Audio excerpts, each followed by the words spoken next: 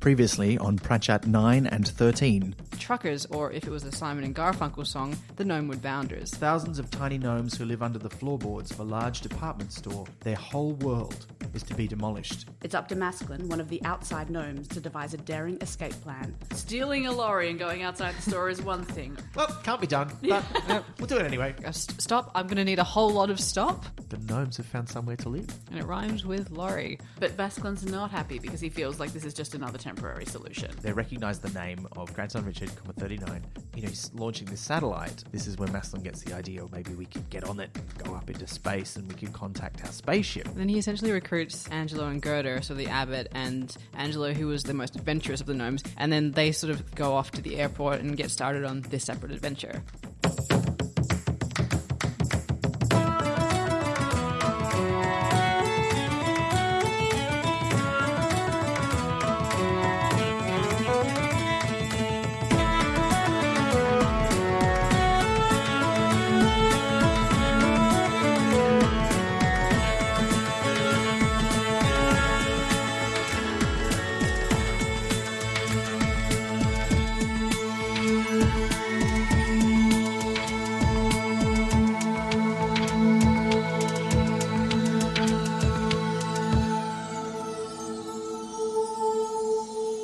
Hi, I'm Elizabeth Lux. I'm Ben McKenzie. Welcome to Pratchett, the monthly Terry Pratchett Book Club podcast. Each month we discuss one of Terry Pratchett's books with a special guest. This month we're talking about the third book of the Bromeliad, Wings, or Fly Away Gnome, as it may better be known.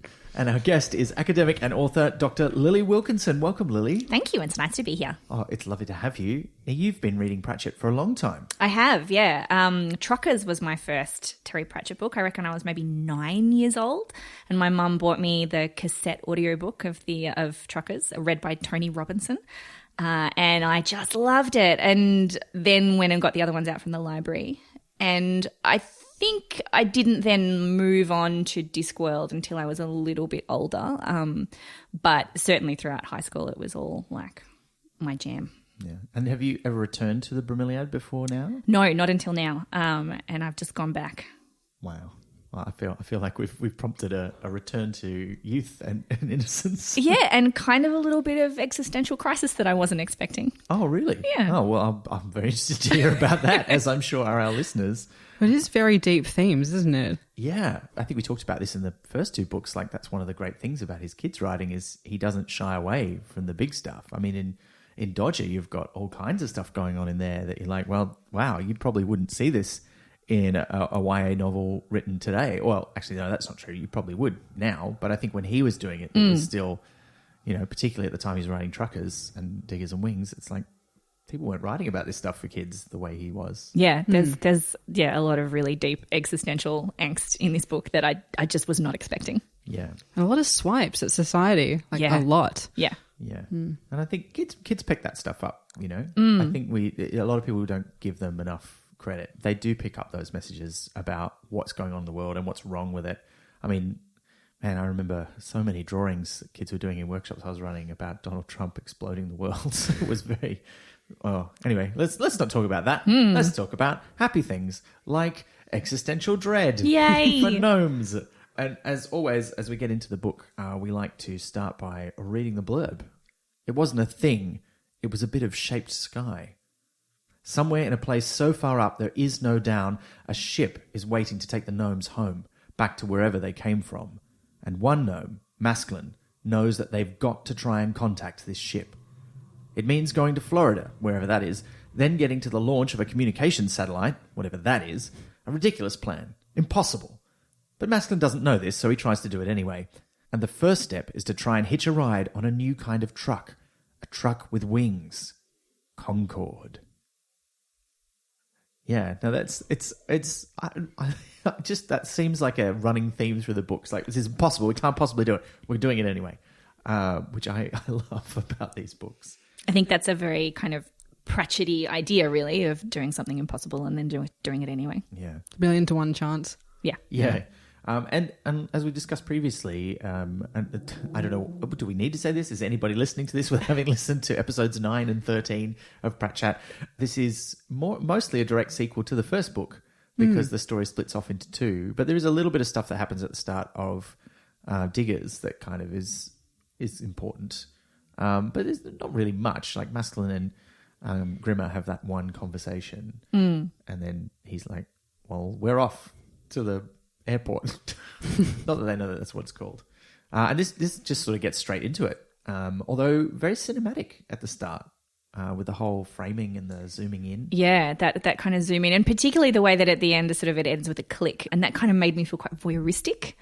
That sort of zooming in and looking and focusing. And then at the end there was this click and it kind of felt, I don't know, that to me felt like a really human thing that we were doing, discovering. Is it as though they're on the ship? Like, is that what that is? Like, it's alluding to later how when they're in the sky they're trying to find where they are. So you're sort of focusing down on a map. Yeah. Focus. Like is that... Yeah, I guess so. And that then makes it a little bit less creepy, I suppose, and makes it a bit more hopeful of searching the world to find gnomes. Yeah, I hadn't thought about it like that, but that does make a lot of sense. I was weirded out by the fact that there's a click at the end because I was imagining a movie camera. Yes. And then it's like a still image camera. So I thought that was a bit interesting. So maybe it felt like a spy satellite or something. Yeah. But I like your interpretation better, Liz. That's good. Same. But they get into the airport fairly easily, but then they're not really sure where to go or what they're doing. And then this sort of sets up the situation where Maskelyne talks to the thing all the time in this book. And the thing is so great in this book. Oh, yeah. I love it. So sassy. Yeah. And it makes puns. It does. Yeah, at least one. Were you proud, Liz? I was so proud. I'm like, why am I relating to the machine most of all? Well, it's kind of got the most changed personality. Definitely. Yeah, and it's very different to in Truckers, where the thing is very grave most of the time, very serious, and it's occasionally got some lighter moments, but also it's very like, I'll talk to you when the time is right. Like, it's basically like, go off and do this by yourself. Whereas now Maskelyne's basically like, help us, and the thing's like, yeah, okay. It does do it a threaten, but oh yeah, well that's true. Yeah. Yeah, and it feels a bit like you're right that in the first book it felt like an oracle. It sort of had this sort of really quasi-religious, and that was partially like the way that they understood it. But I wonder if the thing itself is learning from them and the way they talk to each other in this third book, because it is really, really different, that it's much more kind of conversational and funny now. Yeah, that's true. Yeah, that would make sense. It spent a lot of time around these gnomes, so yeah. And it's sponging up information from computers that it wouldn't previously have had access to as well. Yeah. Oh yeah, so maybe it's just like been watching sitcoms and has like developed an understanding of humour. Yeah. Yeah, well, because once it gets into an airport and on Concorde and goes to America, like presumably there are a lot more computers around and they're thinking about different stuff. They've got different information. Whereas in the store, they're all just going to be about sales and serious business, nothing very interesting or fun. Did anyone else get the thing when it's like, oh, they're at the airport? I just had a sort of like, ugh, feeling because it sucks going to the airport. Yeah. And I was like, oh, well, they have to be at the airport and they're really small and they don't know what they're doing. It's like the worst part of the airport, even worse. And it's the airport in the late 80s? Also the crap Heathrow. Yeah, so it's like an even crappier airport than the airports that we imagine. Oh, no. Yeah. And they're getting on, I mean, it is definitely the late 80s because they're going to get on the Concorde. Oh, I'd forgotten that detail. And I was like, this is weird. And I got worried because they crawl into that little weird space to hide. And I remember reading a story that one of the things that happened on the Concorde is when it's going at supersonic speeds, it actually the fuselage gets longer, like it sort of stretches out a bit. And there's because someone, and I don't know if this is a true story, but I read it somewhere that someone put something in the gap, just like a book or something. And then when the plane landed, they couldn't find it anymore because the gap had closed up. And I was like, is that really true? Surely that can't be true. But I was worried that, is that part of the story that I've forgotten? Are they going to have to jump out or get squashed? Well, the thing tells them not to go into a specific spot because tells them have to go in, otherwise they're going to not be able to breathe. Yeah, that's right. Have any of you ever been on a Concorde? No. Have you? I've been, not to fly. I've been, because I went on them after they've been decommissioned, when they don't work anymore. They got one at Brooklands in England, the car yard. So of course there's a Concorde there that you can go on, and it just tells you about the history of the Concorde. And it's weird. You spend about 15 minutes on there and they show you a video and they do a simulated sound. At the end of it, you feel quite sad that Concordes are no longer a thing. Yeah. So it's being nostalgic for a past that's not yours. But yeah, and they play a Queen song, which I think is quite fitting to discuss on a Terry Pratchett novel. Yeah. But yeah, it's they're interesting. They're very well engineered. I think it was strange how at the end there was just non-stop problems, whereas it had quite a good track record of safety. Yeah, up it feels until like then. like just a really interesting example of like overreach of like that it had so many really great things, but we just kind of possibly weren't quite there yet in terms of the technology. And I wonder if, I don't know, if they'd waited a little bit longer, because we haven't tried to do that since. And I wonder if it's because of the failure or whether it's because we're still not there. Because they operated for quite a long time, didn't they? Because like at least over a decade. Because it was in the early 2000s when they had those 2 accidents, I think, in short succession, and then they're like, Concords are done. Yeah, yeah. And I kind of feel like the other thing that sort of was the death knell of them is that communications technology has improved and people don't feel so compelled to fly across the ocean to be in person at a meeting, because it was mostly business people taking Concorde, right? And everybody else is like, I'm going on a holiday. I don't care if it takes 20 hours to get there. I Oh, care. and Wow. Lindsay Lohan being in The Parent Trap. Yes. Yeah, that was a big plot point. Yeah, they, it was. They wrote a Concorde in that, and it was very good. Okay. Yeah. I mean, look, my fictional reference for the Concorde is, and this will surprise no one who's a regular listener of the podcast, Doctor Who. There's a terrible story from Peter Davison's, I think his first year, called Time Flight, where a Concorde gets sucked into a time rift and ends up in prehistoric Earth. And it's pretty bad. It's pretty bad. It's got some nice stuff in it. There's some really sad stuff. It's one of those stories after one of the main characters dies, and there's some sad things. Now, Lizzie, you were saying you know something about how it works. Well, after I went on that very specific tour on Concords, I'm pretty sure I remember this. This was like from 10 years ago, so correct me if I'm wrong. And I'm not sure if I've talked about it on the podcast before. But I think the way that Concords work is, or part of the way they work, is that they have all the petrol in the sides, like they're stored in the sides, which affects the balance of it. So they have to have a very careful balance. Oh, I think that's why they explode so badly if they crash, because the walls are just full petrol. Wow. That's intense. Yeah. I'm kind of glad I never went on one. Yeah, that does kind of seem like a terrible idea. But it was very carefully engineered, and they've got like, I think Rolls-Royce did the engines as a whole, and it was a co-production between France and England, I think, as well. So it was revolutionary in a lot of different ways. But yeah, I think the balance of them was carefully done with petrol in the sides, like in the fuselage. So Wow. Okay. That's, yeah. I mean, because balance is important in all commercial aircraft. Like that's why the seating plan is quite important, and they don't just let you sit wherever you want. They've got to distribute the weight throughout the aircraft. And the only time I ever got bumped off a flight and had to wait for another one was when they'd accidentally overfueled the aircraft. And they're like, we can't have all the passengers on because then it would be too heavy. Can't you just take some of the fuel out? Well, they can, but that takes a long time to do safely. So they instead ask if anybody is happy. Like, we don't need that many people to not get on, like maybe like half a dozen. If anyone's volunteered to not go on this flight, and we'll put you on the first one tomorrow. did they give you anything else? Yeah, I got a refund, and I got like a credit for the flight, so I could get another flight for free, and they put me up in a hotel overnight, so it worked out fine. They accidentally didn't get my bag off the plane, but that's all right. I had a hotel room, so I just had a shower and wore the same clothes. And You mean you wet yourself? yeah, that's such a good joke. I laughed so many times. I'm like, this joke is for children, but I'm loving it. Yeah. There's just, I think, I don't know if we talked enough about how delightful that trope of, the aliens who don't quite understand human ways and they're looking at it from an outside perspective is, and how great it is in these books. It's just, it's awesome. But shall we get back to the airport and grandson Richard 39? And We should. That kind of kicks off where their journey path. Now, do they all see him, or does just Masculine see him at this point in the I think airport? it's just Masculine, because he says to the others, I've seen him and he's here. Yeah. We should go that way. But then they lose him in the crowd. Yeah. Yeah, and they need Thing's advice to figure out where he's gone. Do they see him first on the plane or no? No, they definitely see him in the airport. Right. And then the Thing knows that he's going into the lounge to hang out. Because of course he is. He's like a wealthy the Virgin businessman. Lounge. Yeah. Clearly the Virgin Lounge. Because I think we said this last episode, but he is clearly Richard Branson. Yeah, absolutely. Yeah. Which is delightful. But he seems like quite a jovial, lovely fellow. Yeah. Sure. And he needs a new pair of socks. Yeah.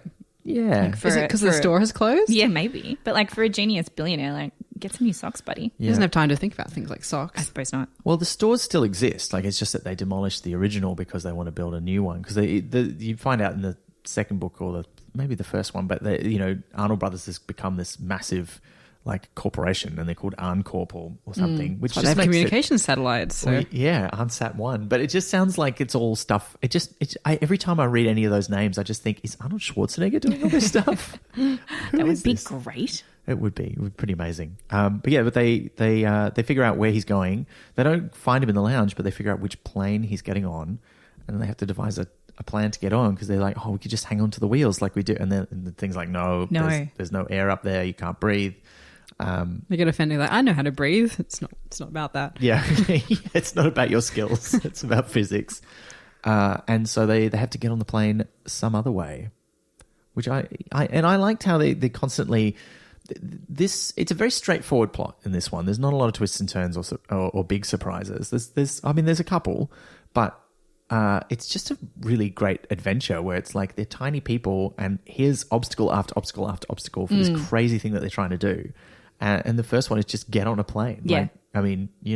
For us, the biggest problem for getting on a plane is you drop your boarding pass, which is something that happened to me on my recent holiday. Or someone spends 20 years putting their too large hand luggage in the overhead thing, and it's never going to fit, but they keep just jostling it and holding up everyone. Or someone's gotten on the wrong side of the plane, and so they're putting their thing up when you're supposed to be anyway.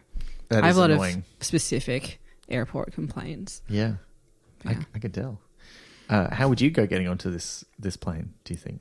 If I was a gnome? Yeah. I mean, I think the way that they get off the plane is the easiest way to do it. Yeah. And that's kind of what I was thinking as they were getting on. I'm like, can't you just like cling on to Richard Branson a little bit and, Oh, Branson even sounds like grandson.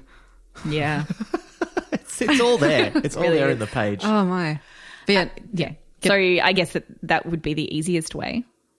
or like on the food trolley, but I don't actually know where the food comes from on a... No, they load it in like a great big, like a giant cube that kind of comes up and gets sort of somehow inserted into the plane. Yeah, there's like a special bit where they all sort of slot in and get strapped in so they don't move around when they're not wheeling them up and down the corridors. And they're so narrow so they can go up and down the little aisles of the plane. Yeah.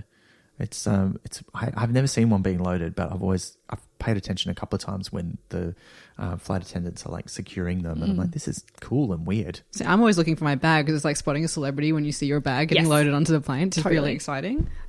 And then they always throw it around and you're like, don't throw it around. It's my bag. It's got my things in it. Yeah. Yeah. But they managed to get on the plane, and it's, again, I just like that idea where they're like, there'll be wires there. We can climb up the wires, which is... I just like how they just identified all these things that humans have without ever understanding what they're for.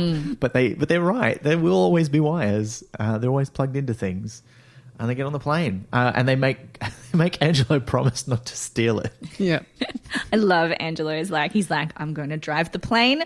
I want to drive the plane. The thing that I want more than anything, driving the plane. It's not my fault that the truck kept crashing into things. Things shouldn't have been there. The other two are just looking at him going, Angelo, please, what is wrong with you? He's got the need for speed. Liz and I would like to apologise that at this point in the podcast, neither of us thought to make a Top Gun-based goose pun. Please make your own at home. And he is stuck in that headset. And so, they get on the plane. But then they're like, where do we go on the plane? Like, there's nowhere to hide. They're used to being places where humans are having places to hide. But they're right. It's not like you can get under the carpet on an airplane. Much harder to hide than in the cab of a truck. Still, I kind of thought there's sort of heaps of places to hide on an airplane because there's under every single one of those seats. Yeah, like where between the wall and the seat. Like there's actually quite a lot of places because I have lost all sorts of my things in those places. Yeah. When you're trying to find that extra shoe and all of that stuff. So I feel like, The three of us would probably have a much more comfortable journey on that plane. Sure. Yeah, that's true. Could have found some places. Would they... why? You've been on a Concorde, Liz.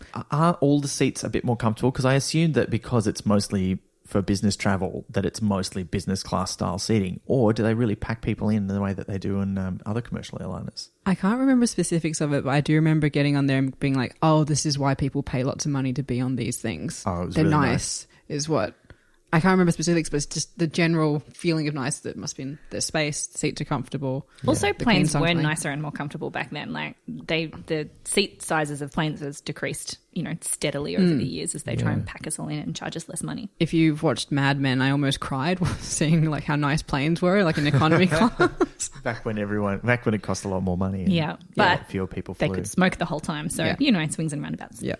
You wouldn't want to smoke on a Concorde though. No, Not anywhere near the wall. Yeah, I wonder if it was ever allowed, because it would have been before they brought in the bans on all flying. It would have been around the precipice. Sure. Like, was it like early 90s that they brought in bans on? I don't know. I think in Australia it was not allowed earlier than the sort of standard international stuff, but maybe I'm misremembering that. I just don't ever remember. And I did go on a plane a few times when I was very young, like we're talking like 30, 35 years ago.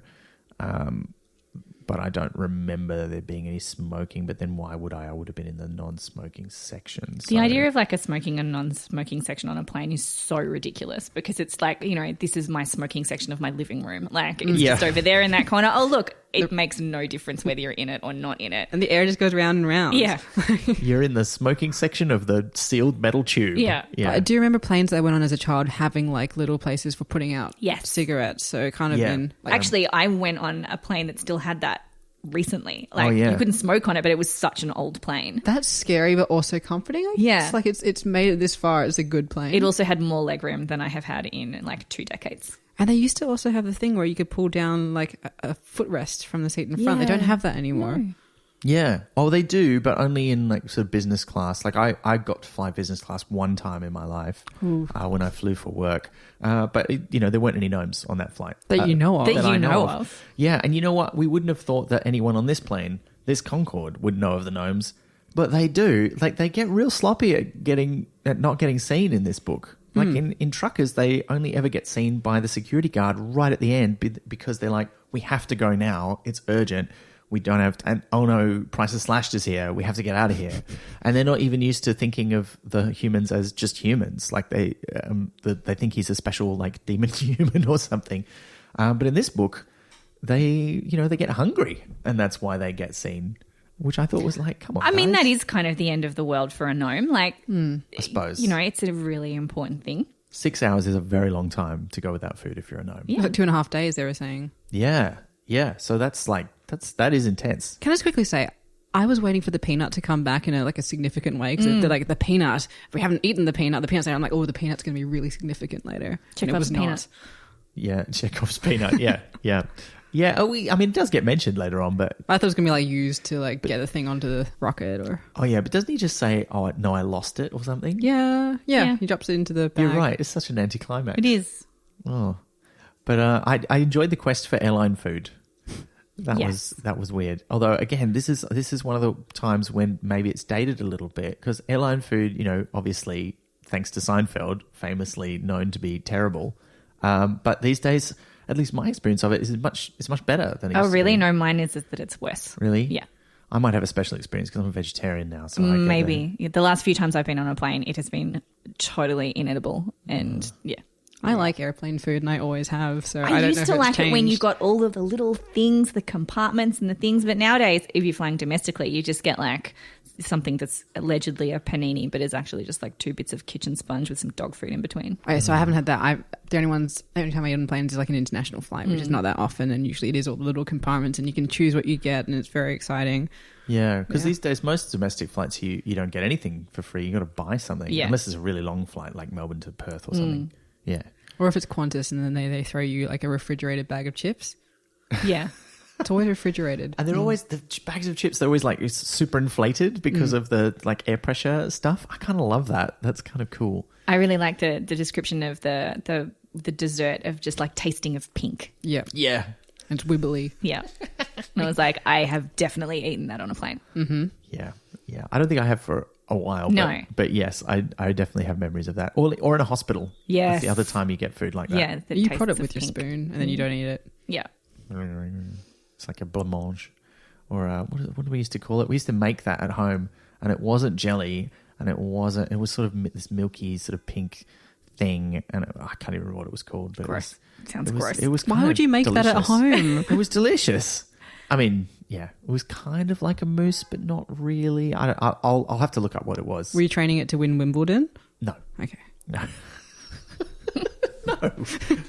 This is, of course, a reference to Monty Python, though I can't say for sure that Ben doesn't train puddings for Wimbledon. But yeah, they do get seen. I mean, Maslin kind of gets away with it for a moment. But then it's not him who blows the raspberry at the attendant. No. That's kind of the distraction that they make later on. That's Goethe that does that. Yeah. Goethe, instead of I find Goethe really fascinating in this book, and his great crisis of faith, I think is amazing. And as someone who's very into cults and new religious movements, it was very much in my wheelhouse. But I love that moment of him seizing the sword for a moment and becoming the brave one after sort of in the midst of this incredible kind of bigger existential fear that he's having. Yeah. And it's kind of his element in a way, just for that one part of the book where they're on the Concorde, because he's like, I know how to deal with being inside. Like, I know how to get through places and squeeze through holes and find my way around the bits of stuff that humans build in a way that Maskelyne doesn't. And for a book that, unlike the other two, takes place mostly outside the wild, because even though there's some outside bits in Diggers, it's still mostly about the quarry where they've made a home. This is that one moment where he gets to shine. It is really nice to see him have that moment. Yeah.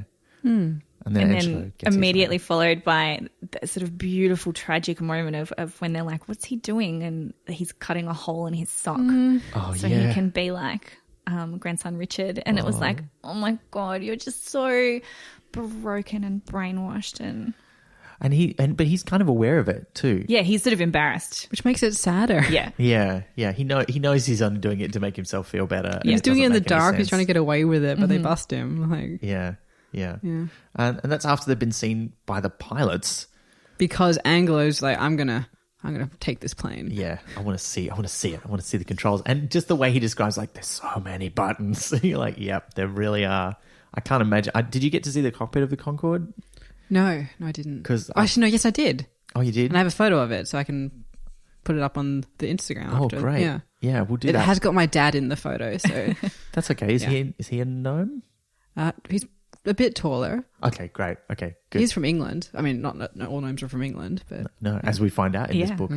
I kind of imagine the cockpit as sort of looking like the Millennium Falcon's cockpit, of just like all buttons, like everywhere. Yeah. But they get seen by the pilots, and they have to make an escape, and they manage to. They hide under the seats, and that's when they realise whose seat they're under, because Maskelyne has already seen grandson Richard on the plane and decided not to tell the others, because he's like, Goethe's going to freak out, Angelo's going to be annoyed. Let's just keep it to myself. But then he's like, maybe he is supposed to help us. And there's that kind of, is this just a coincidence? Is it destiny? Or is this just the best plan because we know he's going where we want to go? That's the whole reason that we're trying to get there.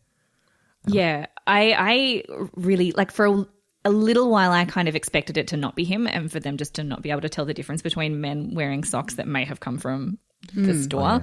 And surely there are lots of men with beards wearing socks with labels on. So I kind of hoped that it wasn't him, but obviously the thing had kind of led them there in various ways as well. So I did kind of like the way that the book played a little bit with that idea of fate and destiny and you know, often but not always sort of tried to sit on the fence between, you know, those two opposing sides of Goethe and Angelo, of just being, you know, faith and aggressive non-faith. And the thing kind of sits in the middle of that as well, because it led them there, but also just because they're in the same vicinity doesn't mean they should always come across him, because planes are full of like a lot of people, so it's just it's nice. It's never so unlikely that you think, oh, come on, but it's also never like so obvious that you're not like, maybe and it's, I think he hits that really satisfying spot of, is it coincidence, is it fate, we don't know, but it feels good, let's do it. So they hide in his bag, and which is smart. It is smart, and they get in. Initially, they get in through the zipper, but then when they're going to get out later on, they do put a hole in it. And they cut through the stitching, and I'm like, oh, like it sounds like a nice bag, and he's already got holes in his socks.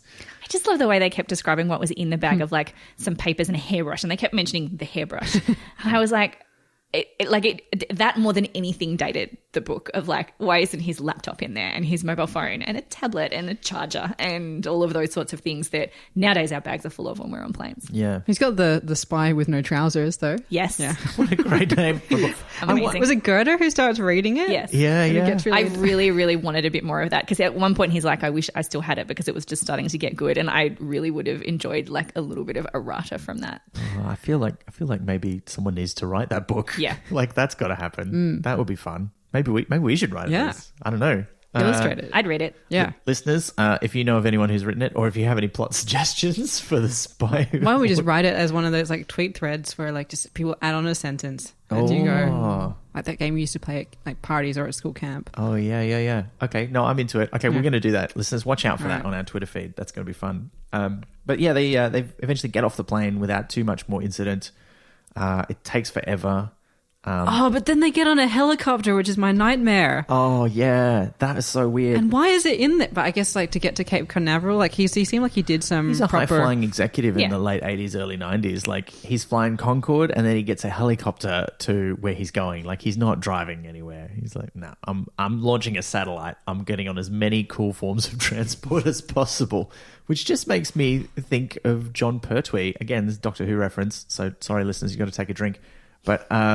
But he was so into gadgetry and vehicles that famously in his last story, there's a chase sequence that takes most of an episode where he drives like a motorcycle and a four-wheeled sort of buggy thing and this thing and this other thing, and eventually, you know, he also there's a cartoon parodying it where at one point he's chasing the other guy on a pogo stick because it just seems like he uses every form of transport known to humankind, and that's just what he was like. And I got that vibe from grandson Richard. He's like, I want to get on as many cool things as possible to celebrate me launching this satellite. If it was written now, would he be like riding around on a Segway at some point as well? God. Yes. Yes. Or they take him to the helicopter on a Segway tour? Mm-hmm.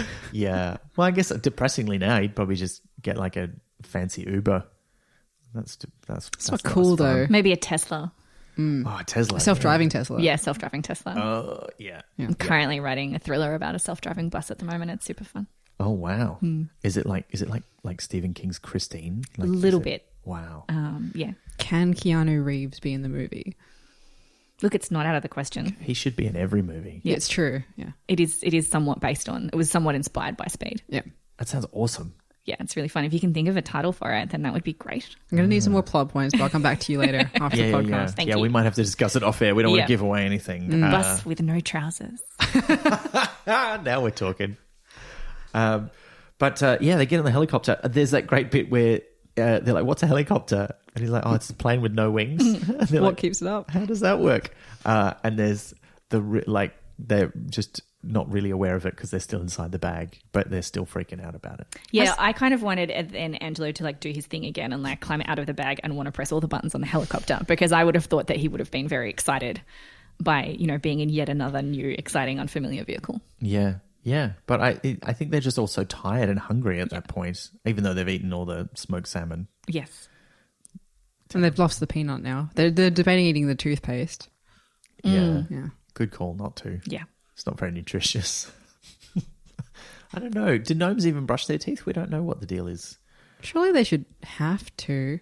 I kind of feel like, again, you know, particularly in this book where their extraterrestrial nature is so much part of the plot, I'm always a little bit saddened that we don't find out more about what they look like, because we get that one key description in Truckers where it talks about the difference between, like, they're basically the same body plan, but they're very, very stocky, and doesn't really talk about how else they're different. And then all the pictures, all the imagery we have of them from the illustrations and from also from the animation, are like basically little pixie people, like just Which they'd small hate. humans with which they'd hate, with little pointy ears. And I guess that comes from the fact that they recognize that the garden gnomes are supposed to look like them. Yeah. And so they should look a bit like the garden gnomes, which look much more like just tiny people.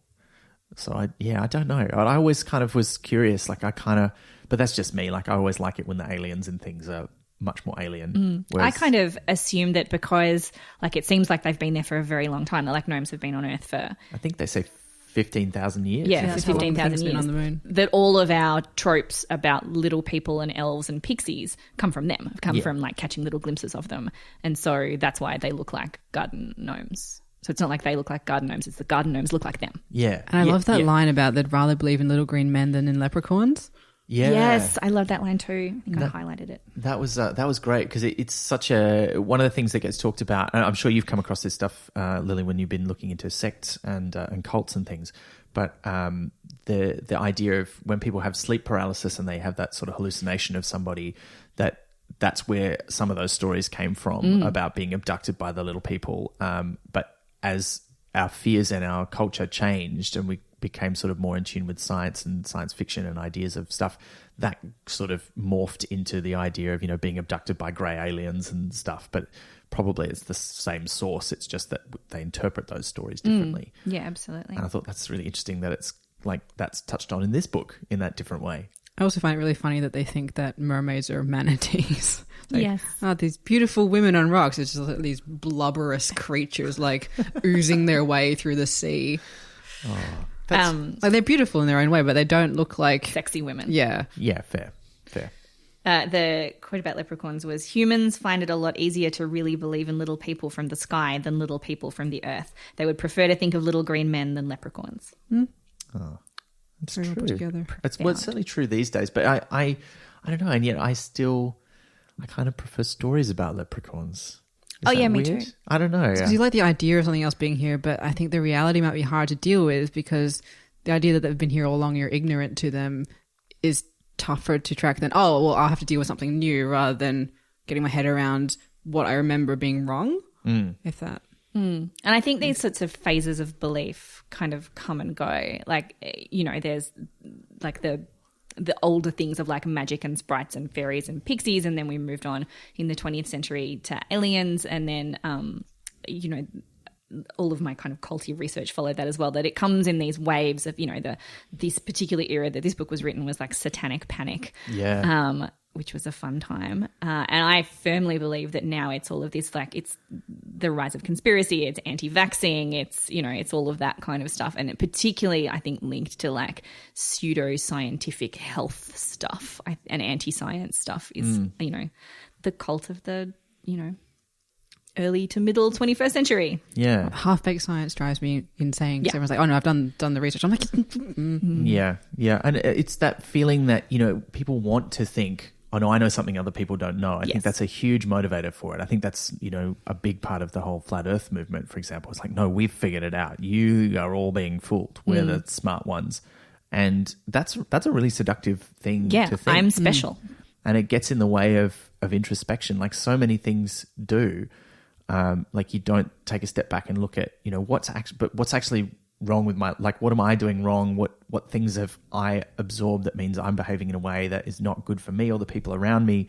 But we don't take that step back. Instead, like we can latch onto other explanations that lets us off the hook from doing that difficult work. And I know that, I've done that at various times in my life. I think everybody has. And it's a seductive thing. Yeah, there's a moment in that Flat Earther documentary on Netflix where one of the women one of the flat earther women is being like slandered online, and people are like, saying lots of lies about her. And she's like, if people are saying all of these lies about me and all of these untruths and they really believe those things, it makes me believe that makes me think some of the things that I believe might not be true. Like, this whole basis for my, whole life might not be true. And she gets right up to the edge of that cliff and then she just backs right off and she's like, but that would be ridiculous. Oh no. And what I love about this book is that I feel like Goethe goes right up to that cliff and then he jumps off. I think he gets up to that real challenge of the opening up of his world. And in the end, he kind of embraces it. Yeah. And his journey in this book, I think, is for sure my favorite. And it is, you're right, because this is not the normal conclusion we get for a character of his kind of archetype. And it's just wonderful. Yeah, I love it a lot. This feels like a good point to raise the B plot or the Bromeliad plot that has been running through all of it with the frogs that have finally they were mentioned in the previous book about the frogs that live in the flower and they think that's their entire world. And one day one of them gets a glimpse over the edge of the petals and there's a branch leading to what looks like another flower. And so throughout the book there's that whole thread of the frogs who decide to go on the branch and their journey, which isn't that physically far, but like the things that happen to them. And I found that quite, I don't know, I got really involved in that, even though it's only little pieces here and there and you know what's going to happen. But yeah, it's just the one that falls off into the canopy. Like, he's probably having the second most exciting time that any of these frogs have ever had. Yeah. And it was interesting because it was also, I enjoyed it every time it came up, even though it was basically the same joke over and over again. Yeah. Like they're like trying to say something like to each other that's really, deep and meaningful, and it's just mip, mip, and you're like, what? Yeah.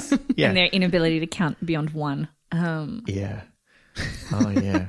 Yeah. And when he gets the big idea, and the frog's like, 1 and 1. Yeah. But actually, Like, Mip. Yeah. Yeah, and that part of it is really profound. And the bit, and like when Mascon finally realizes what Grimmer was talking about, and sort of says that really very profound thing that I'll have to paraphrase, where he sort of talks about how there's something sort of very lonely about the idea that once you've seen over the pedals, you can't go back again. That you can't, return to the safety of that. And I think that that's really, really scary. And that's kind of why the book feels so existential to me, of that idea that there's no going back. You can't unlearn things once you understand how the world works.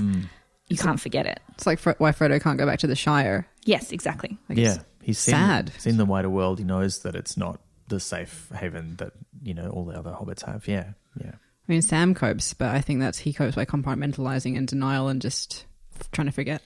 Yeah. But yeah, I actually got quite irritated at the end that they I'm still having mixed feel. Jumping forward to the end of the Bromeliad plot of the actual flower, the frogs make it there, and then these guys swoop in and like, we're taking this, and I'm like, they did all this effort to get to this place, but also, am I mad because then they get an even more exciting journey because like they've made it to this new flower, and this new flower is going to even more places. Yeah. And I think I was a bit stressed in the previous one because we saw the flower get dropped off at the quarry or at the edge of the quarry, and I was like, what if the flower dies? But they specifically What if it tips to the side a little bit and the frogs fall out? Yeah. Yeah. But he specifically put in a line about how like they've got things in the ship to help keep flowers alive. I'm like, okay, good. And it's kind of like that thing that Amy was saying in the first episode about how putting in that line that the security guard got out, just because you wonder if things are going to be okay for the frogs. Yeah, and that's something that the kids worry about, that adults are like, oh, that character's not important, and also I know they're not real. But with the younger readers, you've got to think about that. We can't leave like some person to like horribly die, because if we don't say no, they're okay, some kids will really worry about that. My cynical grown-up brain thinks like when they take the Bromeliad back to, the planet of Nome, that it will, it will naturalize and wipe out all of the native species, and the entire nation or the entire planet will be overrun by like frogs and bromeliads. Like the tree frogs will grow like 3 times their original size, Yeah. which means they're big enough to eat gnomes. And you're like, oh no. Or maybe they'll domesticate them and ride them around. Like geese. Yeah. That would be cool.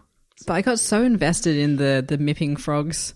Like, even though all they say is mip, I got a bit sad when some of them got eaten and didn't make it to the thing. So, yeah. Yeah. Yeah, it's weird how, I mean, this is, that's Pratchett's talent. He can make you care about a frog who can't count past 1. But I guess that's quite endearing in its way, isn't it? Yeah. Yeah. Oh, poor old frogs. I do like Lily's future hellscape Yeah. caused by All the frogs. bromeliads, all frogs, no gnomes left. It's like that episode of The Simpsons where they go to Australia, and then when they fly back, there's like a koala, but it's like secretly a drop bear. Like it's got sharp teeth. And it's like clinging to the helicopter going back to America. Yeah. That was hilarious. Well, look, this is when they get out of the plane and out of the helicopter. They end up in the hotel room. Where Richard keeps wetting himself. So it's never not funny. Yeah. It's very funny. And the thing, this is where the thing reveals that it can understand what people say. Although it does that at the airport, doesn't it? When he's talking to them. Yeah, it's just gnome language slowed down. Yeah, And that fascinatingly, it's that the gnomes aren't speaking their own language; they're speaking English. Which I've been wondering about in the earlier books, because it kind of seemed that way. Like they can read the words and they make kind of sense to them once they figure out what the sounds are. It's not like they're learning another language; they're just learning to read the same language. And I was like, really? Why would they? And this book answers that. No, they've ended up speaking English because their own language has been corrupted over such a long time. But then you're like, well, if you've learned to speak how did you learn to speak human without being able to hear the noises properly? Like, it's a bit weird. It's like if you were doing the language learning tape. I'm so old. Where was language at 15,000 years ago, though? Well, that's a good point. So they could have like evolved together and then split off at some point. And maybe one of the earlier groups of gnomes many generations ago learned to speak English in order to communicate with the humans, but then realized that was a terrible idea. But after a few generations, they forgot the other language because they were speaking English so much or something. I don't know. There's lots of ways to make it make sense. But it wouldn't have been English like 15,000 years ago. Not 15,000, no. But it would have been something that then might have evolved, or it might have happened more recently. Or I feel like that there would be like French gnomes speaking French, and But as in if it was like ages ago, they talked to each other and then let it back, you'd be speaking the English of the period then. Yeah. But so then this maybe only happened 100 years ago. Yeah, which would have been like thousands of years in gnome terms. So exactly. True. Yeah, so easily long enough for them to have, lost their own language and picked up this other one. Although, like I said, I just feel like learning English if you're a gnome would be like trying to learn English from an English language learning tape, but the tape player you've got is stuck at like playing 1/10 speed. So you'd end up like learning words that are like... Maybe they found like a tape deck or a record player and like put it on double speed. Sped it up. Yeah, look, the gnomes 100 years ago, they would have still had that much... They probably wouldn't have had a cassette player, but... No, but they would have been technologically advanced to understand a human one, or the human equivalent, and maybe they still had more tech. I mean, we only ever know about the thing, and it is the only. I mean, the way it talks about itself, it is the only flight recorder and navigation computer for the ship. So why they took it out of the ship, I don't know. I guess that's its job. But did they have other devices? Have they lost them? Is that why gnomes and pixies in stories do magic? Because they used to have advanced technology. I mean, it kind of all makes sense, but it's just kind of it's almost like I think there'd be some really interesting like short stories in just like little snippets of how the gnomes interacted with humans over the generations. Do we ever find out why they came there in the first place? They're just exploring. But that's the... I don't know. Ship fail or something? Yeah, so the story in Truckers when the thing reveals it is that, they were explorers. They were space explorers. They came to Earth. They realized it was inhabited. They parked a big spaceship on the moon and they took a small spaceship down to the Earth but crashed. And they never say why they crashed, but... and then they got stranded there. Oh, and so Anglo's ancestors were driving. Yeah. But probably true. And so then they had to wait for human technology to catch up enough. Yeah. So that the thing could talk to a thing to get up to the... Yeah, and it's a big spaceship, but it wouldn't have had to have been that many of them because over 15,000 years, that's a lot of gnome generations. So they could have been loads of gnomes. And we know that there was like 1,000 gnomes or something that lived in the store. Was it 1,000? It was certainly in the hundreds. High hundreds. It's. I think that was the deal. They're basically like they're the Federation of Planets. For gnomes, guys. Which I would watch that TV show in a heartbeat. That would be great. Totally. Because then but you'd watch Masklin and that group of gnomes trying to find a new planet and having crazy adventures. That would be amazing. I would like to see like a cult like Masklin and Grimmer and maybe a couple of the other ones go back to. What would now be incredibly even more technology advanced gnome planet, and then like Federation of Gnomes from there, of them having to learn all of this new technological stuff. You have to wonder why after 15,000 years, more gnomes had never come to find them. Probably because legends are like, some went there and they never came back, so it was probably bad. Oh, yeah. I'd sort of be like, it's just like... They'd be the ancient, it's kind of the story of the ancient. Maybe on their planet there is no technology anymore and they're like, it's like a Stargate situation. Yeah. They're like the ancient ones of their planet and now the modern gnomes have a reasonable level of technology, but they don't know anything about them anymore. That'd be sad, wouldn't it? So many options. So many great storytelling opportunities. I know. And we don't know if they go home or if they find a new home because they talk about either could be good. Yeah. I'd check out the old home and then find a new home if the old home sucked. That's what I would do. Yes. Yeah, and imagine going back home to that and like telling all the stories of what happened, and that'd be amazing. But like, what would we do as a human race if suddenly like a bunch of like slightly more primitive humans came from another planet and like a spaceship being like, 15,000 years ago, like we crash landed somewhere else and now we're coming home. Like, what would we do as a society to those I have read a people? book that is really similar to this, but I can't tell you what it is because it's a really massive spoiler that's what happens. Oh, wow. I feel like people would get really sus. They'd be like, really? Is that really what you're aliens, aren't you? You've come to eat us all and you're in disguise. Because I feel like that's the trope. I wouldn't even go that far. I'd just be like, it's a hoax. They get quarantined to heck though. Like that's, Oh, yeah, for sure. As they should be, because you don't know what diseases they're bringing back. Yeah. I often do a thought experiment where like I was thinking if an angel appeared before me, what would I think? Like, and I just can't imagine a scenario where I would believe that it's an angel. Like, as, you know, like a hardcore atheist, I'm like, I can't imagine in any way. Like, I'd be like, it's a hoax. I'm being punked. I'm having a stroke. You know, somebody has slipped LSD into my tea. And then talking to Scott Westerfeld, his first reaction would be, oh, well, it's aliens. Yeah. And I find it really interesting. And then, like, I've talked to religious friends who'd be like, oh, I just believe it was an angel because, you know, it's an angel and I would know. And I find that really interesting, that kind of idea of what would your first brain response be? Because I feel like I'd more believe myself from a parallel universe visiting me or me from a future timeline than an angel, because you'd know what to ask the others. Yeah. In theory. But, like, what do you ask an angel to prove that it is one? Yeah, exactly. Yeah.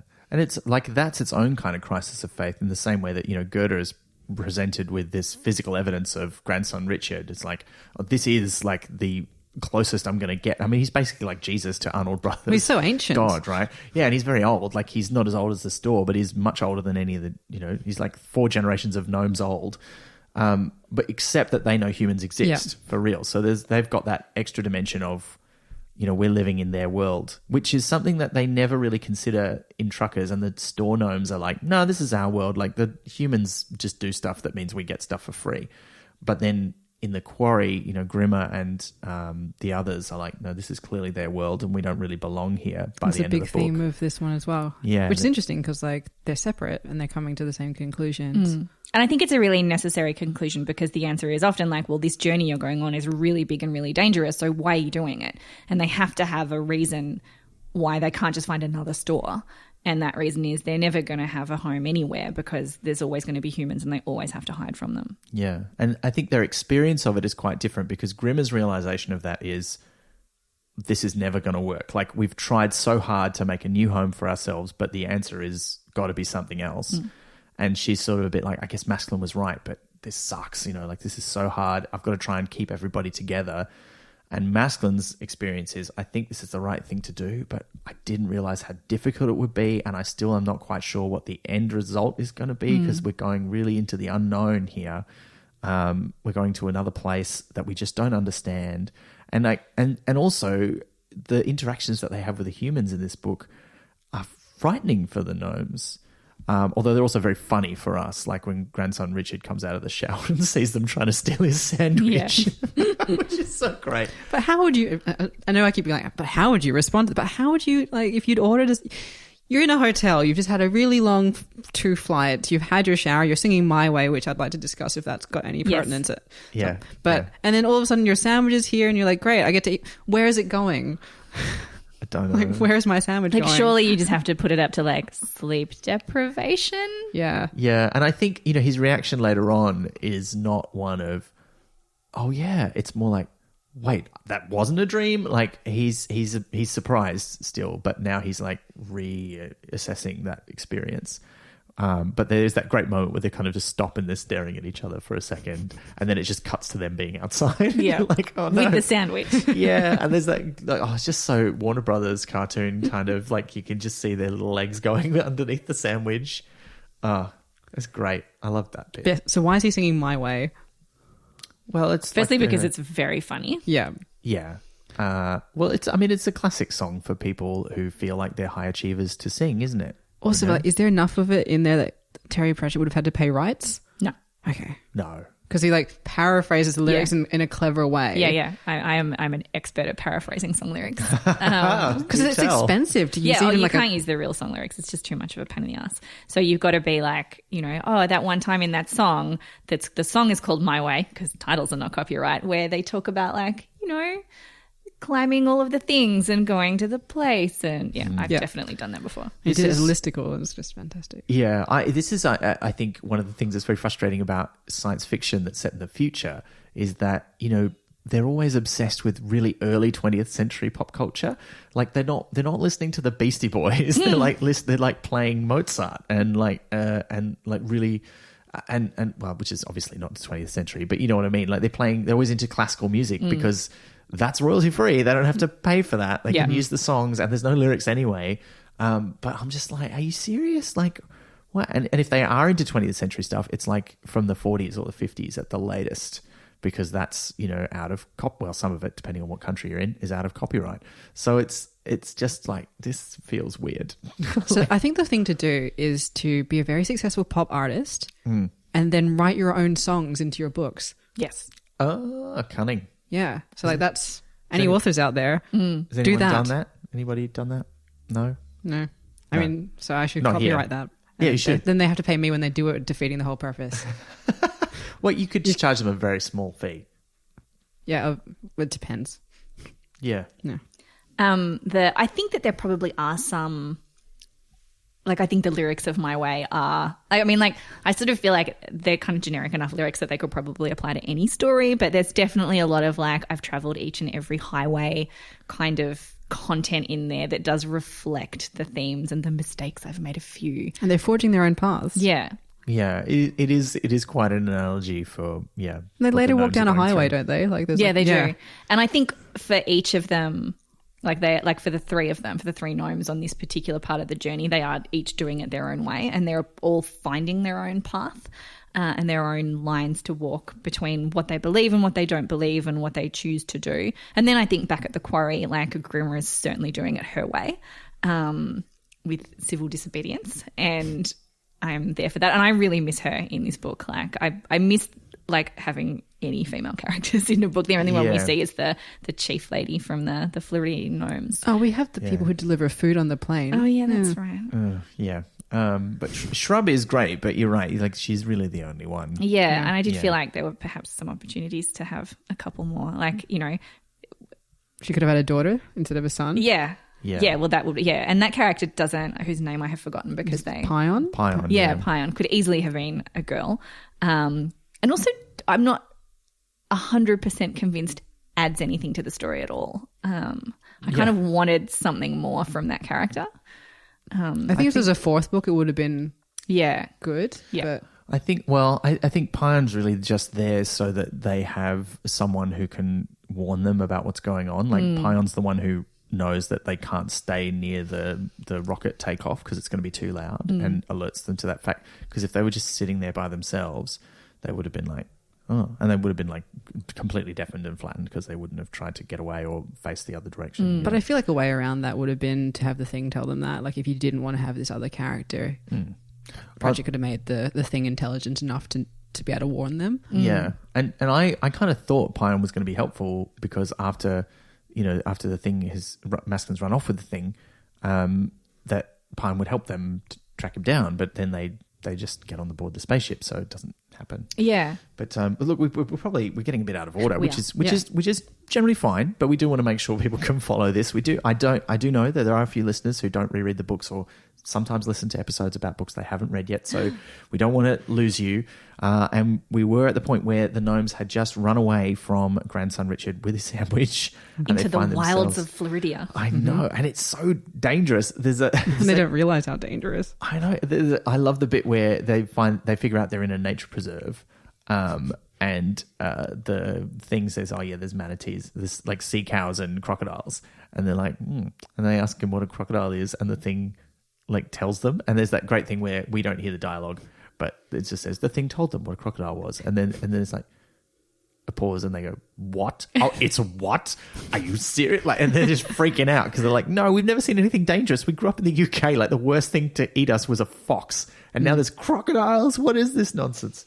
Yeah, and I actually thought there's a bit where they cross over a stream on a log, and I was like, "It's going to be a crocodile, isn't it?" Yeah. Yeah, I feel like that was a little bit of a missed opportunity for a little bit of extra drama. Yeah, Maybe got edited out. Maybe. it might have been too much. Yeah. Might have been too frightening. Too scary. But I thought that was cool. And there's a great clue where they sit down and Maskin does poke, like they find the remains of a campfire and they make a little fire there. But none of them go, "Who made this fire?" And then later on, Maskin goes, "Oh, I should have thought about that." And I tweaked to it, but I don't think I would have the first time I was reading it I didn't. necessarily.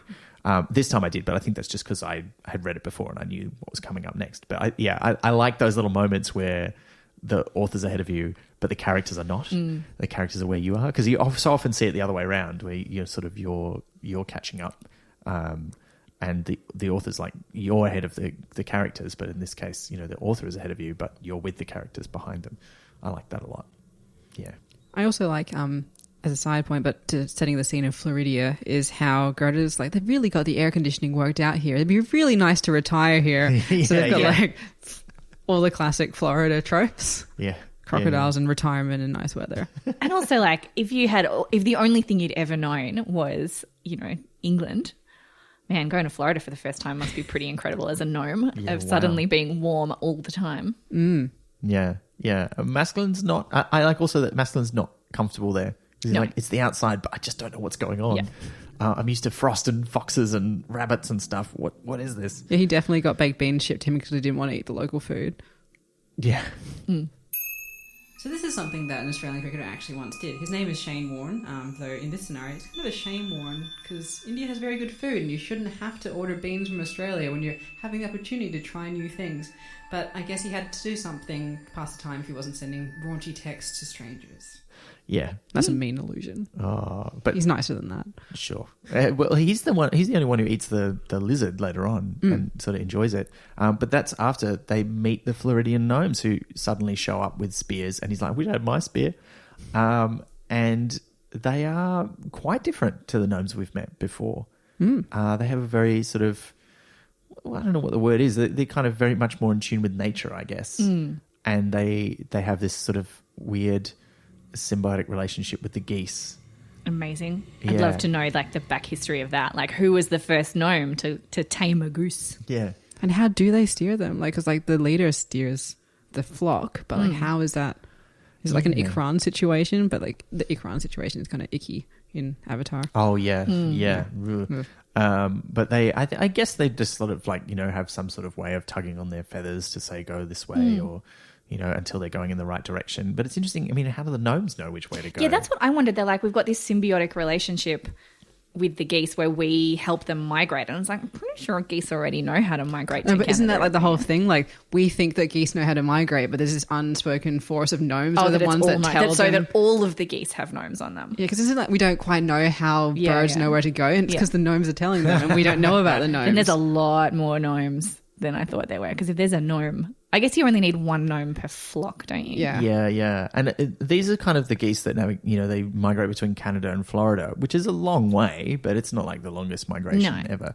And I guess it doesn't necessarily follow that all other species of bird or even all other kinds of geese have gnomes. Yeah, I loved that like comment on like we think we know how the world works, and we're like, oh well, we know that geese do this, and actually it's done by these. It's not necessarily gnomes like you said, but there's unspoken forces that we as humans don't know about, and I thought that was a really neat touch that underscored the themes of the book. That was great. And look, and these gnomes have obviously been doing that for a very, very long time because they still speak a language that's very close to original gnomish. And so who knows, maybe they've been doing it for 10,000 years, and so nobody else really realizes that that's just been going on all that time. Also, they are super brave because geese are terrifying. Yeah, like they talk about them like they're no big deal, but like they'll break your leg. Yeah. They're terrifying. They honk real loud. Yeah, and they just come right for you. Yeah. And I misremembered this too, because I remembered them flying on swans because they don't mention it in this book, but in the first book, they reveal that the name of the starship is the Starship Swan. And I think maybe he just left that out of these books because it doesn't really make sense for the gnomes to have a starship named Swan, although maybe, they have some sort of swan-like animal on their home planet and that's the English equivalent word. But still, it didn't make a lot of sense. So I think maybe he's just forgotten about that. But yeah, when looking at the cover, I'm like, it could be a swan. It's not really a swan, but it's... Yeah, I wasn't sure about that. Just the instruction to, snuggle into its feathers. I'm like, what? No. Yeah. And I mean, gnomes are small, but they're not that small. So I hope none of them have allergies. Oh, yeah. Oh, that'd be awful. Yeah. Yeah. And it's like the fear of like you're falling down because that's what their feathers are. Sorry. But yeah, no, the meeting of the other gnomes is quite interesting as well. Like they sort of defy a lot of the expectations that the store gnomes have, but they are very much a sort of archetypal, in touch with nature kind of society. Like I mean, we mentioned the Navi just recently. That they're kind of like that. Like they're the equivalent for gnomes, really. I would just like to put forward a theory about how they know how to direct the geese for a migration, which is that they are very into the sky, like because their religion is based around cloud watching and NASA, as it's revealed. So maybe they know constellation patterns as navigation as well, perhaps, or they use the sky and the sun and as that. That could be ancestral knowledge because, you know, the starfaring gnomes would have had to have star charts and knowledge of stuff like that. I mean, that doesn't necessarily help you when you're navigating on the planet Earth, but they would be familiar with that kind of stuff. So with the concept of it. yeah, So that's a cool idea. let's talk about shrubs now. Well, we do need to talk about Shrub because this is also where we meet her. And we don't just meet her, we meet the other guy who they just refer to as Top Knot. Who is kind of like Gerda, like has some very firm beliefs and they can't even understand each other. They just keep arguing. Yeah. I kind of love that, but I was sad I also about it felt at the same like time. the fact that he had a top knot and like now that comes with quite a different imagery. Like, so now I imagine like Top Knot as being an insufferable hipster. Yeah. Being like, well, actually. And having a massive beard. Yeah. But very well manicured. Yeah. And he'll stop his argument partway to order a really complex coffee. Yeah. Or like a kombucha smoothie or something. Yep. Oh. And then just like, like mansplaining everything to everyone constantly. Well, I mean, that's what he's trying to do to Gerda, but they're not getting through to each other. Yeah. And it's interesting that Gerda still has that feeling, even though he's already going through his crisis of faith by this stage. But if someone was like that to me, I'd double down even if I didn't really believe my thing because of pride. So it's like, oh, well, I'm not going to let you explain this thing to me. Yeah. Yeah, for sure. Which is probably not like the best way to go through life. But Yeah. But this is, it's a big moment because this is like, no, there's way more gnomes. Like the ones in the store and Masculine's little group are not the only gnomes. And it's sort of been that, in Truckers, they realised, oh, we're not the only gnomes. There's hundreds of gnomes living in this store. But now they realise, oh, then there's gnomes all over the place maybe because if they're not just in the UK, but they're also in Floridia, where else could they be? And the answer is just about anywhere. And when there's 15,000 years of time in gnome scale time, that's like 150,000 years. That's a lot of generations. That's a lot of spreading out. But yeah, look, it's weird. And the thing talking to them is really interesting. That the thing can communicate with them and sort of acts as a translator. And is drawing things in the dirt with its little probes. Yes. I thought that was so cute. It just reminds me of any of those, movies where somebody's trying to communicate with some people that they've just met and they don't speak the language and they're drawing little diagrams and speaking a little bit. It's like a bit like Stargate in most episodes of Stargate. Too. That was on TV last night. Really? The movie. The film? Yeah. Oh, it's a good film. And the TV show is pretty good. It is pretty good except for that one episode that I have complained about Keep talking repeatedly. about. Yeah, it's okay. I got past that episode. I'm still going. Although I haven't watched anything for a while. I might do that. Why am I talking about that on a Terry Pratchett podcast? It's not a Stargate podcast. Maybe we should do a Stargate podcast, Liz. I'd rewatch it, even that episode. But mostly so then you could yell about it for an hour. Yeah. You did not see the hatred in Liz's eyes. We should do a podcast just about that episode. We'll do one of those ones where we do an episode about every minute of the episode. We can call it Hate for Watergate. Water hate. Yeah. No, I think yours is better. Order hate? Let's get off that topic. Yeah, before I flip some tables. Yeah. Shrub. Yeah. I love Shrub. I love how incredibly she's like the absolute opposite of Gerda in so many ways. She's just like, nope, this is what I can see. This is what I know. I know that the sky is not was not constructed by the thing. I know it belongs to NASA. It says so on the fence. Yeah. Yeah, and that's very reasonable. And also, I just like the way that the thing works out exactly what they think without even having to ask too many questions because it's just like, I understand how gnomes think. You're all very literal. Yeah. And you're like, oh, okay, fair enough. But yeah, that moment where the thing's going to write the name, the gnomant, where, the thing's going to write in the sand the name of the, what do they refer to it as? Is it the god? They don't call it a god in the sky, do they? The cloud something. Cloud makers or something. Yeah. That and it writes NASA in the sand, but they can't read it. They think it says N-A-8-A. And that thing's kind of put on. It's like, that is an S. How dare you? I don't have very good, I don't have proper fingers. You just feel it's a bit miffed at this critique of its handwriting.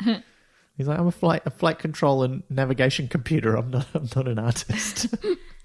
I'm not a calligrapher. I really like the bit where he's talking about their ideas of reincarnation and souls, though. So they come back to this a bit later, but he goes, they believe the operating system of a gnome starts off as a goose. If it is a good goose, it becomes a gnome. When a good gnome dies, NASA takes it up to the sky and it becomes a star.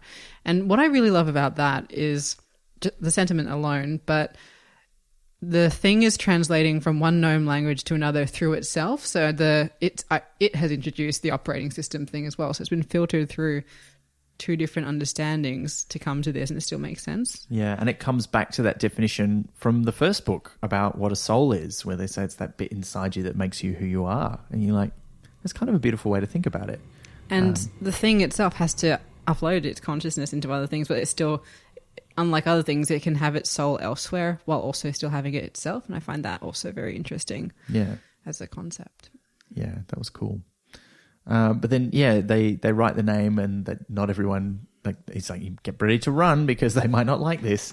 But she's kind of cool with it. Shrub's like, okay. And she's like, here, take my kid or my grandkid. Yeah, and Masker's like, no, it could be dangerous. And she's like, no, that's okay. That's what it's supposed to be dangerous. That's the whole point of going off on your own on adventures. And our kids take gap years here. Yeah, that's kind of what it is, isn't it? A very dangerous gap year. Yeah, and it's like, don't take too long a farewell. And they're like, yep, cool, bye, see ya. And they fly to what is, presumably Cape Canaveral, where the rockets take off. It's also because they ride geese there, like that. They have that scary goose riding journey for an hour to Cape Canaveral. And why it's not sad when she says goodbye to her son, I think, is because they're quite confident they'll see each other again. Whereas with the other gnomes, it was if you say goodbye, it's probably forever because they're so used to death, and also they're not used to navigation or separation.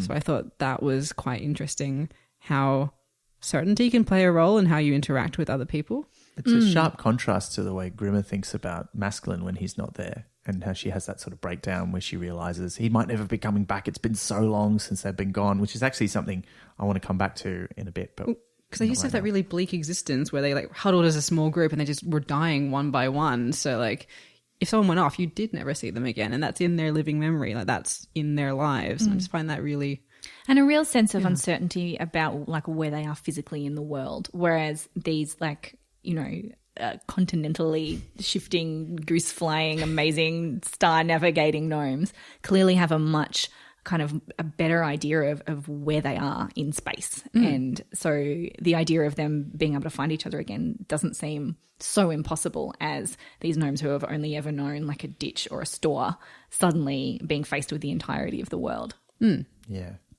So scalability, like how big does the world seem to you rather than how big it is? It's like the Floridian gnomes have sort of already, they know that they're just living in one bromeliad flower of many bromeliad flowers because they've flown over the whole forest. Yeah. On a goose. Yeah. Which is the only way to travel, apparently. Do they honk while they're flying? Like, I want them to. Yeah. Sometimes they do. I mean, I've heard them.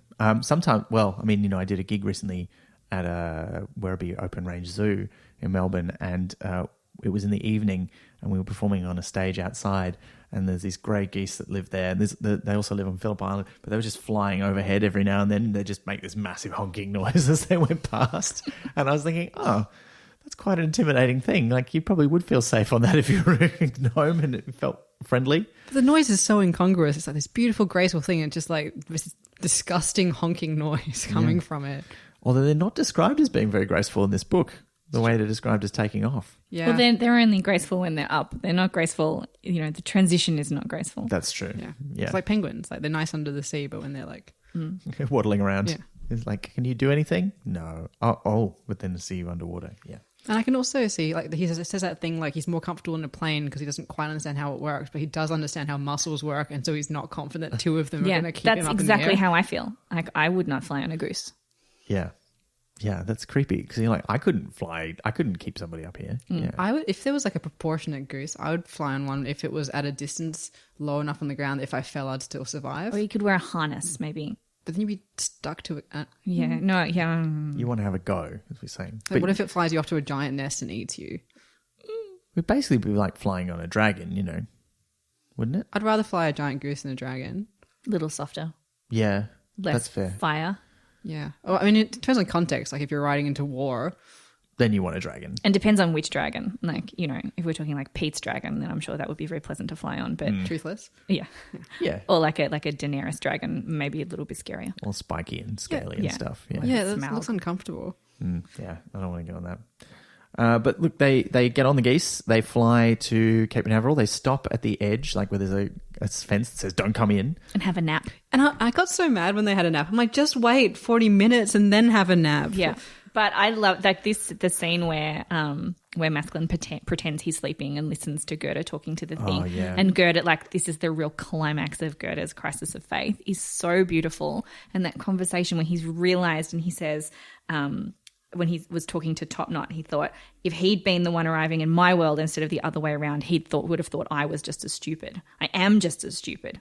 And things like I was maintaining a tactful silence. Yeah.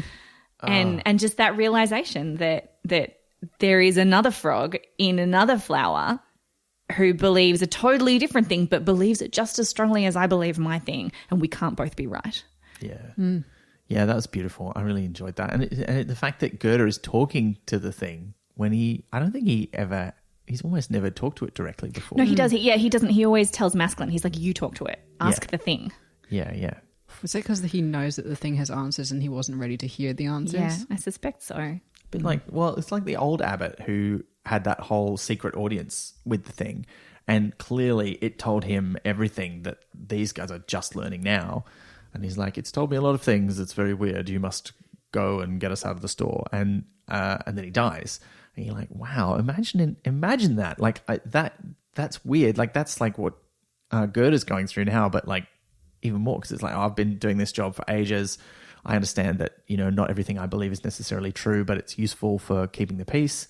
And now I've learned this massive truth just as I'm about to die of extreme old age for a gnome.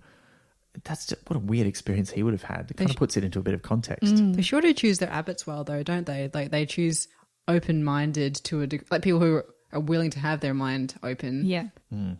At a certain level, and I think that'd be unusual. Yeah, it's like what Vatican II was supposed to be. Yeah. What is Vatican II? Because that sounds like a sequel movie. No, it was a kind of a jokey name. I don't know if it was an official name. But in the late 80s, they decided that the Catholic Church needed a bit of a do-over, and they decided they would reform the Vatican. And I'm probably getting a lot of the details wrong, but basically they decided to reform the Vatican Council. They chose a new pope, and they tried to be a bit more progressive. And that's so they just rewrote the rules and stopped doing all their masses in Latin and just tried to be just slightly more progressive. Yeah, there's a lot of stuff they did not change, but they made a big deal about the stuff that they did. Yeah. I will read up on that because I had not heard about it. But yeah, it's kind of like that. So yeah, I think you're right. They've chosen some great abbots. But they have the nap, yeah, and then they're like, we haven't got much time, and they're running towards the satellite launch pad to try and get the thing close enough, and they think that they've got to stick the thing on it or stick it onto it on the outside. Just as we, the audience, thought. Yeah, but I, the audience, thought. Yeah, no, I couldn't remember exactly how it worked either. But then it's like, no, just get me close enough, and close enough turned out to be not that close. Just close enough for it to communicate and send instructions to the satellite inside the space shuttle, which it does. But there's so little time left that it exhausts all its power, sending a really high burst signal. Or its pow, yeah. I like it. Which just reminds me of those blocks you get in like Mario Brothers, like the old school Mario Brothers, where it's just you running around a set of levels, like jumping over the Koopas and stuff. It's not like, saving a princess in a castle. And you'd get like a little block with power written on it. And if you jumped on it, it's like you jumped on everything that was on the screen at once. It just kept making me think of that every time they said it. It was great though. It was cute. Yeah, and then they realize, wait, this could be bad news because Pion's not happy about this, and they run away just as the rocket takes off, and the massive noise flattens them and makes them all temporarily deaf. And they had that great dialogue. Yeah. The description of the rocket taking off was one of, like, it's just like Pratchett is so good at describing things that how they are in that kind of really beautiful, unique way that he does, where you're like, yes, I know that exact thing. And when he describes the rocket taking off, he says, the sound behind them started like a hiss, like the whole world taking a deep breath. Then it turned into not noise, but something more like an invisible hammer, which smacked into both ears at once. And it's like, yeah, that's the perfect way of describing something that I otherwise would have had no idea how to describe. Yeah. And I, because I've never really heard it, well, certainly never heard it up close, but I have watched videos of the shuttle launches and stuff. I was just like, yeah, wow. And imagine being like, gnome sized while that was happening. Incredible. It's amazing they survived. But I guess not entirely clear how close they got, but way too close is basically the answer. And after they recover, Maskelyne's like, we've got to get the thing because it sent the message, but we don't know if it sent the whole message. We don't know what the ship is doing. Is it going to come here? Does the thing need to be awake to... And they're trying to figure out what to do with it. And before they can really talk about it too much, Maskelyne just runs off with it towards the buildings that they can see in the distance. And when he gets there, he's got quite a bold plan. He just sort of finds himself out in the middle of somewhere and shouts. Yeah, it's waves. Yeah. And the humans notice him and they come and do what you would expect them to do as scientists. Like they freak out. What? And then they put him, they put down, I like the way that they put down a little box. And they don't try and trap him in the box. They just put down the box and he gets into the box. And they're like, okay, now we're going to take you away. It was a nice moment where they didn't quite react as awfully as they might have. Instead, they're quite respectful of this like weird little creature. And they're like, who is this? What is it? An alien? It must be an alien. Like, why else would it be at like a shuttle launch site? Yeah. I like to think that it's because it's there and that most of the people there would be scientists. And so, they are spacey scientists. So their initial thought is always going to be, it's an alien and it's come here because it knows that this is where we do space stuff. Yeah. And so they are, I think, much more likely to not freak out, try and kill it, try and dissect it. They all saw E.T. They know what happened. So I think that they are kind of kind and interested, and that's why I think that they are in my head canon of what the humans are talking about. They're like, well, let's not tell these people yet. We won't alert the military. Let's just keep it among ourselves until we figure out what to do. And this is amazing. This is what I've always dreamt of. And yeah. Yeah. And they put in a little glass box and they're like, oh yeah. And they give them like a little bed. But it's too soft. The confirmation bias they would get, though, because they're like, this little alien thing is here, and then a spaceship shows up. They're like, yep, that's what that was. Yeah. You would never assume the other way around. You would be like, this thing's been living here for a long time, and it summoned that. And like, no, that's the thing it came on. Yeah. Yeah. Although that's kind of what Maskelyne says to grandson Richard when he eventually escapes. And I like how that when the thing wakes up, it's like just no nonsense. It's like, okay, cover your ears. We're getting out of here. And it just shatters the glass with like the right frequency sound. And then they run away. And it also says have they seen how fast you can run? He's like, I don't think so. I didn't really run in front of them. And they're like, great, let's go. And yeah, it was I just really loved that whole sequence. It had that, kind of Steven Spielberg-y film. Yeah, it really does. And it really ramps up the energy for that last part of the book. And you just really fly through that last part. And it's just constant obstacle after obstacle after obstacle and lots of action. I think a lot more than we've previously seen in this series. Yeah. And the other thing I really like about this whole sequence is that Pratchett doesn't often go to America. I mean, he doesn't often set his books in the real world in the first place, but usually they're set in the UK. And this is one of the few times we go to America and there's not really a scathing critique of American culture. Like, everybody there's quite nice. Yeah. But then, I guess the main character that we meet there is from the UK as well. And the other ones are all sort of faceless, nameless scientists. Who treat science well. Yeah. So, I don't know. I kind of was tickled by that. It's like, from the gnomes' perspective, we're all the same. And I think that was kind of a nice, feeling that it's like, we don't see any difference between the Floridian humans and the store humans. They're different. I did like in the acknowledgement at the beginning, he's like, well, technically Concords don't go directly, they'd stop in Washington, but why would we want to go to Washington? Yeah, that was great. But yeah, look, this is where it's business time, because by the time Maskelyne is escaping, everybody's not really paying too much attention to a tiny gnome because there's a giant spaceship that has arrived, and it is described as a classic flying saucer, which I kind of love whenever that happens. Yeah, me too. But it makes sense when it's a ship that's 15,000 years old. And it does make you wonder, though, all these sightings of flying saucers, were those lost gnome scout ships trying to find the other gnomes and failing? Yeah, maybe. Who knows what it was? Or maybe it's just a coincidence. But it's always nice to see a classic flying saucer. Yeah. So that was cool. But the thing does take control of it and manages to land it away from the control center. We forget something vital. Yeah, that the other gnomes are still out there. Yeah. And there's that great bit where it stops just above the ground. And 4 inches above the ground. And they've all thrown themselves to the ground, and then Angelo stands up and bangs his head on it. Which is just, I was just imagining that in my head. So many things that he writes are so cinematic, and I'm just like, this is brilliant. Yes. And the rim of light, around the edge, because they haven't figured out what's going on. You wouldn't be because they wouldn't really know what a ship was. No. And that was just brilliant. I love that whole bit. And the indignation when the ship starts flying around and Maskin can hear Angelo's voice coming out of it. And he's like, Thing, take control of the ship, stop it. And the Thing's like really offended. He's like, I can't do that. I can't override a gnome's controls. That's not okay. And you're like, oh, wow. Like the Thing has had this very superior attitude this whole time. But once the gnomes are in their proper place doing the thing that the Thing is built to help them do, it's like, no, you're in charge. Like, I thought he literally couldn't. Like there was like a override. Like if there's a gnome on the ship, you physically can't. Yeah, sort of like Asimov's laws of robotics kind of deal. Yeah, I thought that too. Yeah, that makes sense. Not if he's being polite. He's perturbed because he's like, Yeah. I can do a better job. And Angela's literally pressing random buttons, which is so stressful. Yeah. How does he not like? I mean, thank goodness the gnomes don't come with like laser cannons or something. Yeah. He might have been blowing people up. Or maybe they do, and he just very narrowly avoided. Yeah. I can imagine that, like, if you were making a video of this, like a film sequence, he's like pressing a button, and you just see like a red alarm button going with like clearly like a nuclear symbol or lasers or something on it, and his finger comes down and stabs the button next to it, which turns on the windscreen wipers or something. Or cake appears. Yeah. Just genius. I really wanted to see a bit more on the ship. Like I was really, really fascinated by the idea that like for the first time ever in their lives, they have like gnome-sized furniture.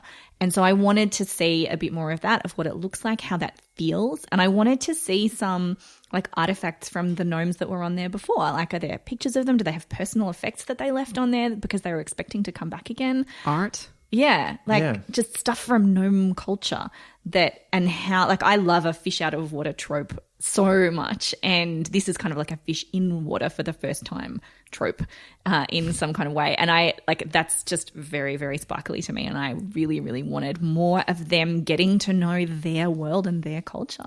I wanted to know if their beds were hard or soft because... Oh, no, isn't there a bit where Masculine says that it's too soft? Oh, he wakes up because... I got that confused with the shoebox. So yeah, I think so that's nature versus I think it's nurture. on the ship. I think it's on the ship that because he talks about how in the store the store gnomes that were well off like slept on fancy soft bits of carpet but he just slept on a bit of cardboard.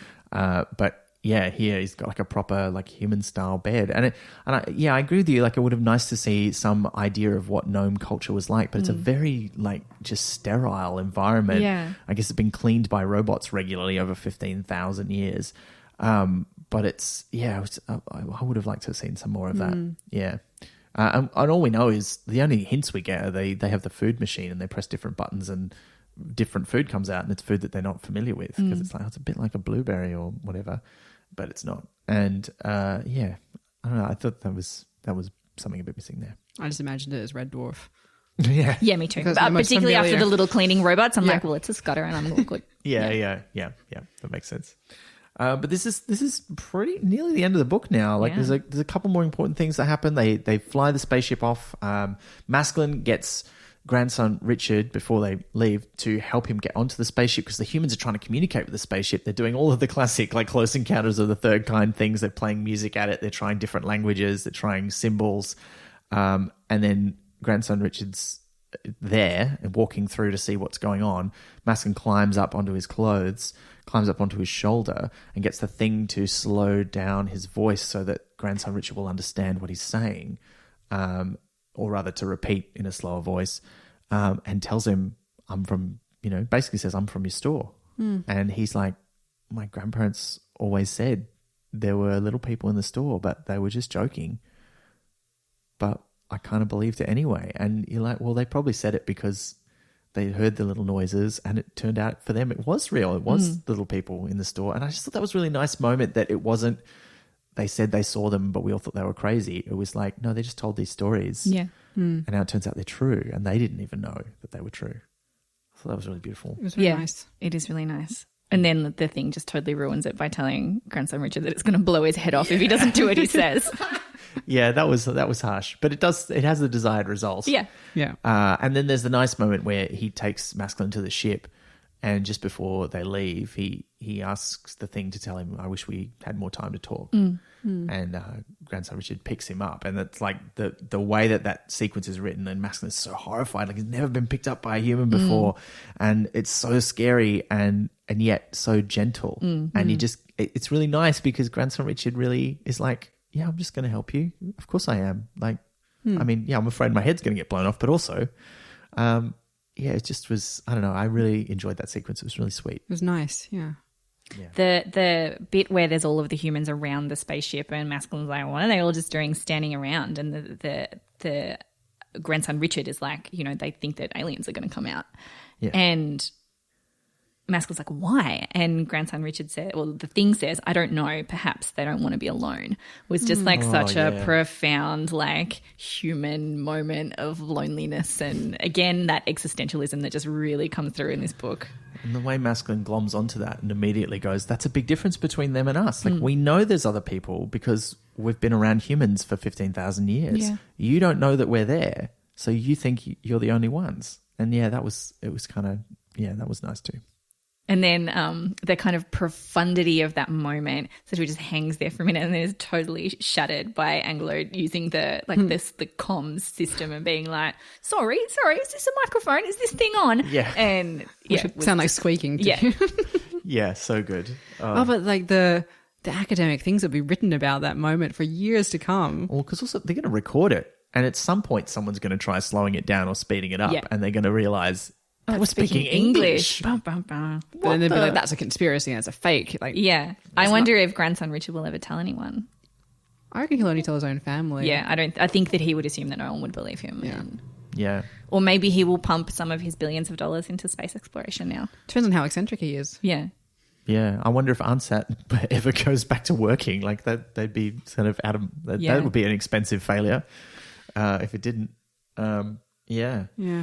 But then they're back on the ship. They explore it for a bit. They have a bit of a nap in a bed that's too soft. They explore it for a bit without telling us what they see. Except for the food machine, which again, another possibly Doctor Who reference. That really early Doctor Who stories, they have a food machine on the TARDIS. That's what they eat. They got it on Red Dwarf as well. Yeah, it just made me think of the cat on Red Dwarf being like, fish. Yeah. Fish. Today's fish is trout a la creme. Enjoy your meal.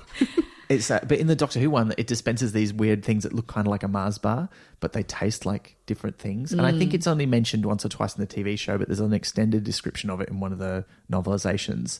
And it's just like they describe, it's a bit like a Willy Wonka thing. Yeah, I was about to say, there's that. It's the chewing gum in Charlie and the Chocolate Factory. It's a full 3-course meal that changes as you chew. That's right. Yeah. Was the Doctor Who episode in the 80s? No, that's like really early. That's like in the 60s. Right. Yeah, because they wanted to the spaceship stuff, like on the TARDIS, they wanted it to feel like real sci-fi spaceshipy stuff and have advanced technology. And in the 60s, like having a weird food machine that produced, and if you're an astronaut, you didn't eat normal food, so yeah, they had a weird space food machine. And the gnomes one seems quite similar, because I can't remember how they describe the food that they get out of it, but I don't think it actually is a berry. I think it just sort of tastes like some sort of weird berry and they're not quite sure what it is. Yeah, and there's like a menu with all the pictures of the things, and we can only assume synthesize that thing, because I'm sure they don't have like deep stored actual food. Yeah, it's like, this is interesting concept, because watching the early Star Trek shows and also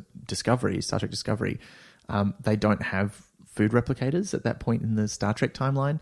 So unlike in Next Gen, where, if you ask for a cup of tea or grey hot, like it actually literally creates the cup and the tea out of atoms.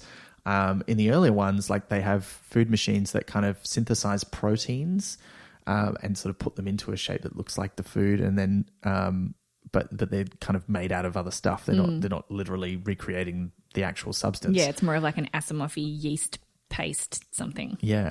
When they've got similar thing in The Fifth Element with like the microwave that makes food, and I think she like sprinkles something onto the plate, then she puts the plate into the thing and it comes out as a full roast chicken. Yeah, that's right. And they do something really similar in Back to the Future too. Oh, yes. Yeah, they have the rehydrating pizza. And they compliment her like on her her cooking Mom skills. showed us how to rehydrate a pizza. It's small and it's like looks so delicious. And then there's that gross stuff that Rey has as well with her rations in The Force Awakens. A great practical effect where the bread sort of inflates. So good. And that's not CGI. Like apparently they made it. Yeah, so good. God, I love that movie. Anyway, so the gnomes have future food.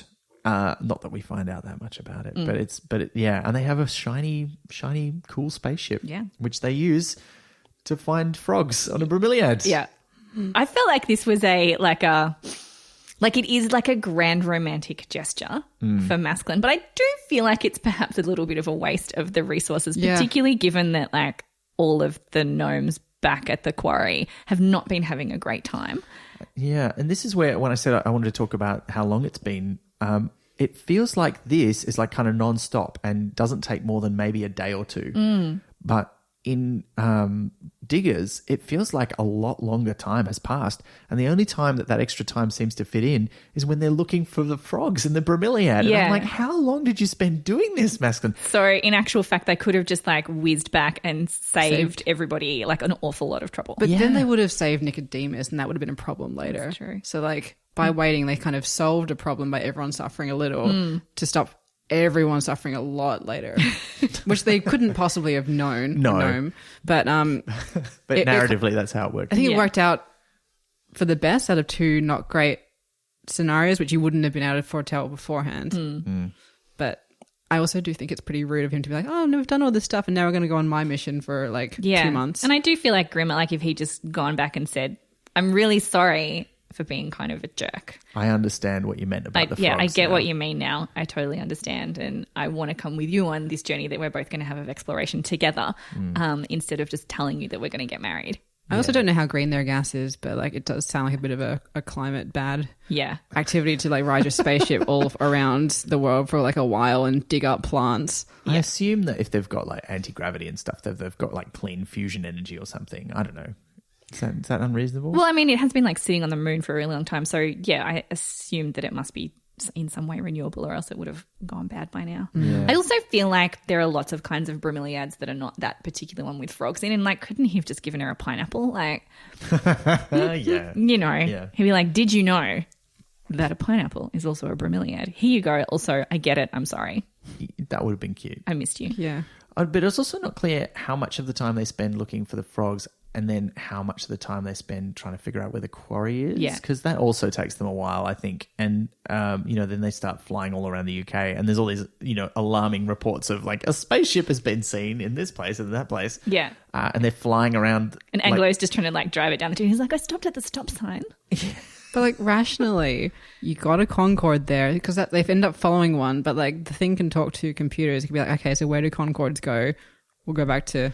Yeah, they do end up doing that. But they do that because they happen to find a Concorde. They don't sort of go, okay. Oh, yeah, they follow it. Yeah. Yeah. It feels to me like the thing probably could have like triangulated the thing. But again, it's not allowed to take over unless they ask it to, I guess. But they follow the Concorde back, which is like a frightening, like, come on, guys, leave the Concorde alone.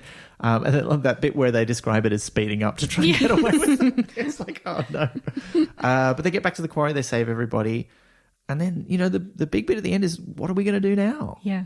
And they decide, well, we're gonna go and find ourselves a new home, which is the only way we'll be safe. But both, it's two of them have the idea. Gerda has this thought. I think Masklin has the thought as well. I don't think it occurs to Angelo. But they think this doesn't just belong to us. We now know there's other gnomes. It belongs to them too. What are we going to do about it? Should we stay and try and find them? Should we leave? And they decide that they're going to leave, but they're going to come back. And that's when Gerda makes his big decision. His great sacrifice. And I just love this so much. He's like, no, I'm going to stay here and I'm going to find as many other gnomes as I can and tell them that the ship is coming back for them and tell them the truth about where we're from. Spread the word of the second coming, which will get adulterated over several generations. Yeah. But it's just a really fascinating look at the good intentions and truth of like the first stage of something like that. And it's a bit, it reminds you talking about those first Master episodes of the new Doctor Who. It's a bit like the bit where Martha walks the earth for like, I can't remember how long. It's like a year or two, spreading the story of the Doctor so that can be, their salvation, which is it's a bit on the nose. Like it's a bit like everybody claps their hands and believes in fairies and he turns into Jesus or something. It's a bit over the top, but it does work, and there's a real sacrifice made to make it happen. And in the same way, Gerda's like, you can't just come back and take people. They've got to be ready. They've got to know. And he's like that sort of that culmination of his journey from blind faith to crisis of faith, and then to sort of becoming like a humanist or a nomist, I guess, that he's realized that the most important thing is not believing in the thing, it's doing whatever it takes to ensure the good of your people. Yeah. And there's something very, very beautiful and very kind of Pratchett-y about that, of the idea that like people are more important than anything you can believe in. Yeah. Yeah, and he and Pion head off and they're going to fly some geese, I guess. Who knows? I mean, hopefully that works out for them. But, you know, I kind of would love to read, again, some short stories about their adventures. Like that would be fascinating to see what all the different societies and groups of gnomes are like all over the world.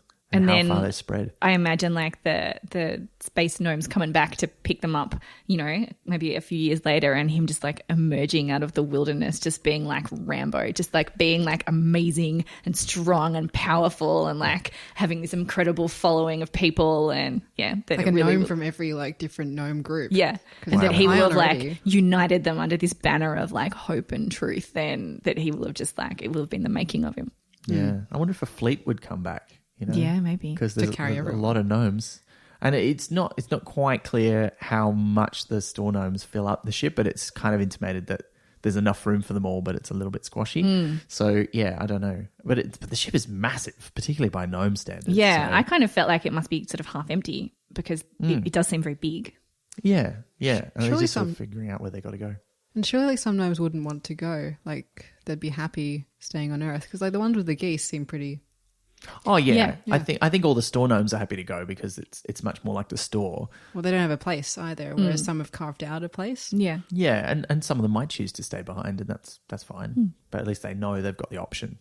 and perhaps that they, you know, over the years can sort of bring back enough technology so they will be able to communicate between those two places, so that if they ever do need extraction for some kind of reason, then they can call on them. And then they set up a Stargate, and it's a crossover episode, and it's just really good. Yeah, and you can just see, like, if they'd been continued, that it could. It's one of those points where it's like this is like an alternate history moment where these gnomes, when they come back, like humans now know they're definitely aliens. They're going to be ready when the aliens come back to try and communicate with them. And, you know, the aliens behaved kind of weirdly and maybe destroyed a few things accidentally, but they didn't seem hostile. So hopefully that has an impact on human culture.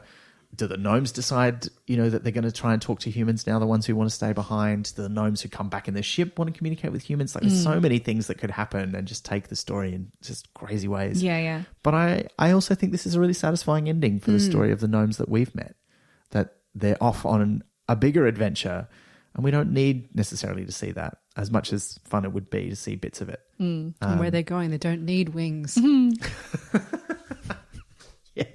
Yeah. Which brings us to the end of the book. So I guess it's time to talk about our favourite bits. Are there any quotes, any footnotes? And we should note this one does have footnotes, which is unusual for Pratchett's younger reader books that are in chapter form.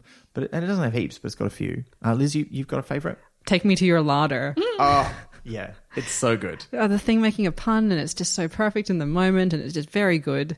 And the way that it describes it, do you want me to read the description of the joke? Yeah, absolutely. What is that? Oh, fruit and nuts and meat and stuff, said Masculine. I think they've been watching me to see what I eat. I think these are quite bright humans thing. I pointed to my mouth and they understood I was hungry. Ah, said the thing. Take me to your larder. Pardon? I will explain. I have told you that I monitor communications all the time. There is a joke. That is, a humorous anecdote or story known to humans. It concerns a ship from and he just explains the joke in great detail. And it's just, it's brilliant. And I've seen that cartoon. Like, it's usually a Dalek talking to like a petrol pump or a dustbin or something. Yeah, it's great. Yeah, very funny. Or the one where they are talking to a cat. Yes. Yeah. There's a children's TV show on the ABC called The Flugels, which basically is just that gag all the time, and it's great. Oh, and it's like the Yip Yip aliens from Sesame Street as well. And they always, they just try to speak to the telephone like it's a person. They always look so anxious. Yeah, well, they are. Well, I guess, yeah. So they've got frog vibes, but maybe it's because it's like mip, mip, yip, yip. They do sound like the Pratchett frogs. There was sort of like a prescient joke, like a joke that I don't think would have been a joke when he wrote it, but it's a joke now, where when they're talking about how when the thing is really interested in something, it opens up and extends a small silver dish or a complicated arrangement of pipes, which just reminded me of that politician who said that the internet was a series of tubes. This has to predate that, but it just, I think it does, yeah. Oh, it's amazing. I quite liked one of the early exchanges with the thing. All my favourite bits in this book involve the thing. When they're in the airport and Masculine, after threatening the thing and saying, like, come on, do what I tell you, and then they're going to leave it behind. The thing made a little electronic noise, which was the machine's equivalent of a gnome clearing his throat. How can I be of assistance? It said. But then they ask him, they say, find grandson Richard, Arnold, 39. He said, this will take a long time, said the thing. Oh. A few lights moved on the thing's surface. Then it said, I have located a Richard Arnold, aged 39. He has just gone into the first-class departure lounge for a flight 205 to Miami, Florida. That didn't take a very long time, said Maskelyne. It was 300 microseconds, said the thing. That's long.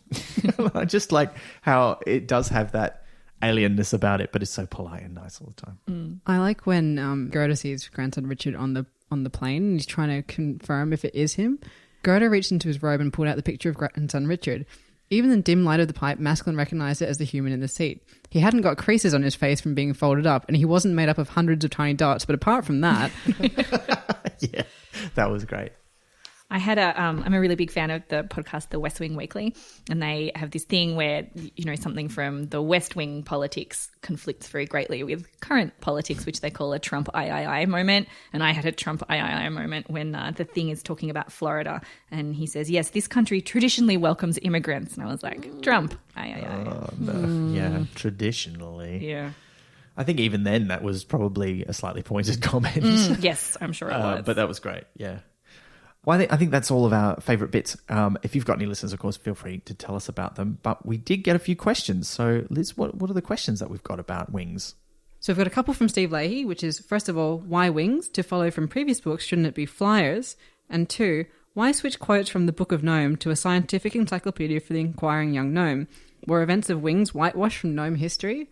So these are very good questions. They are good questions. With the second one, isn't it a different book? Doesn't Anglo say, like, I want to write a science book, not like the Book of Gnome, but like I want to write a new book that's about science. Yeah, and I felt that was that's indicative of the transition of gnome society now, that they're going from, just like Gerda has, from this sort of superstitious belief in a human figure as like a deity into, oh, well, now we've reconnected with our past. We're actually very technologically advanced and we can figure out how to fly a spaceship and all the stuff that works on it. So we're transitioning from a religious viewpoint to a scientific one.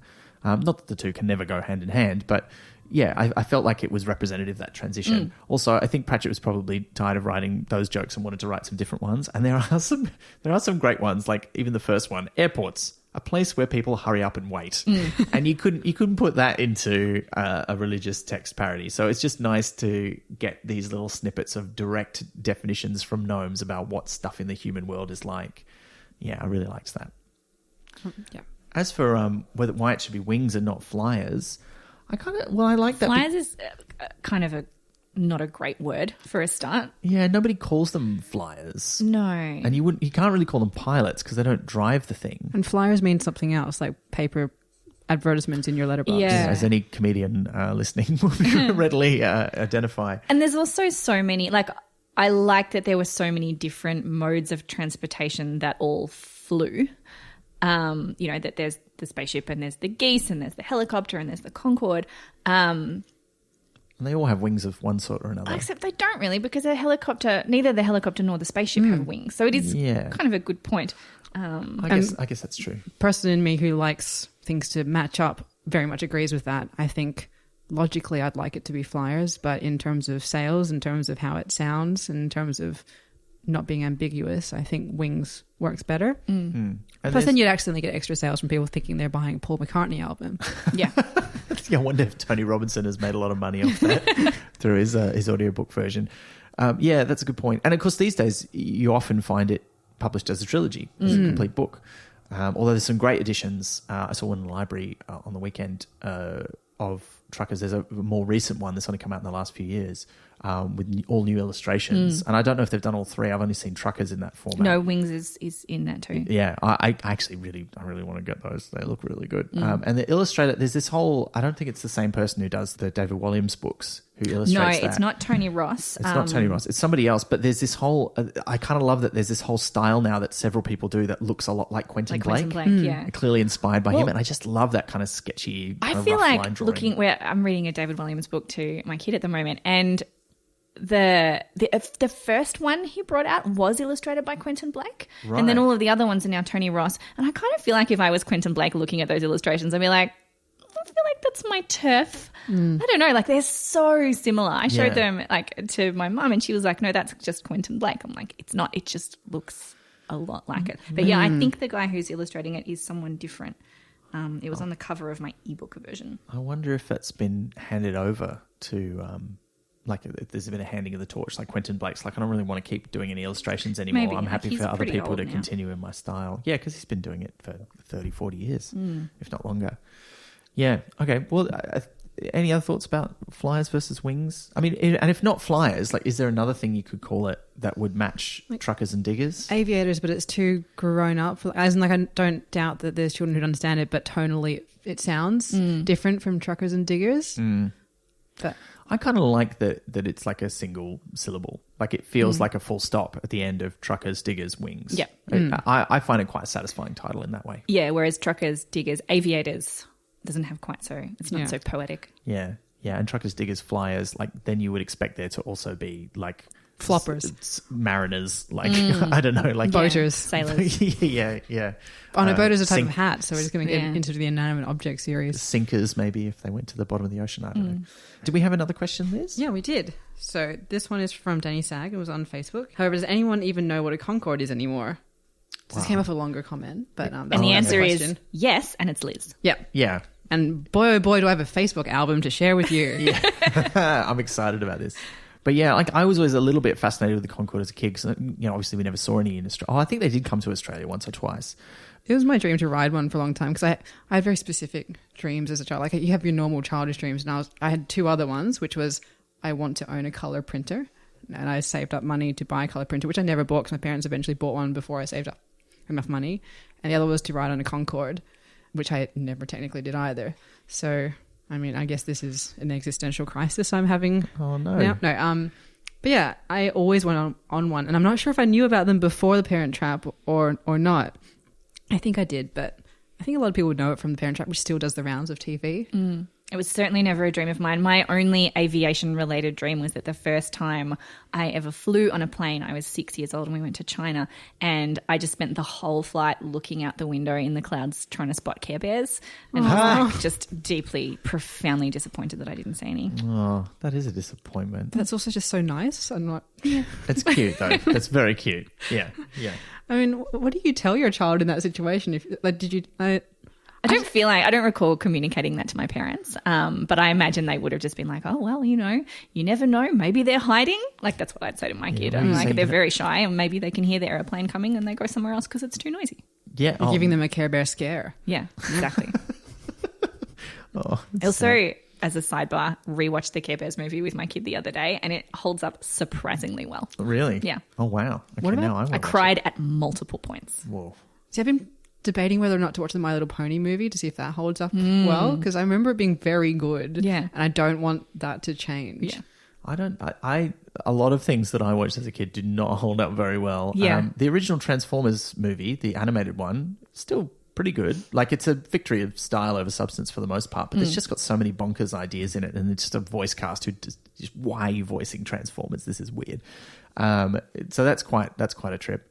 I don't know that many other things. Oh, well, look, you know, the Henson movies. Yeah, like Dark anything that Jim Crystal. Henson did holds up. Yeah, all the Muppet movies, they all hold up. But yeah, I don't know about cartoon stuff though. I'm a bit frightened. I'm pretty sure that Rock Lords the movie does not hold up, or Rock Lords versus Machine Men or whatever. Yeah, the film and there's a version lot of was. that stuff that we just can't revisit now because things have changed. Yeah, Just too much. yeah, it's good to change because things, in many ways, have changed for the better. Yeah. Maybe not at the top scale, but I think culturally. The arc of the universe bends towards justice. Yeah. Do Concorde still crop up in songs?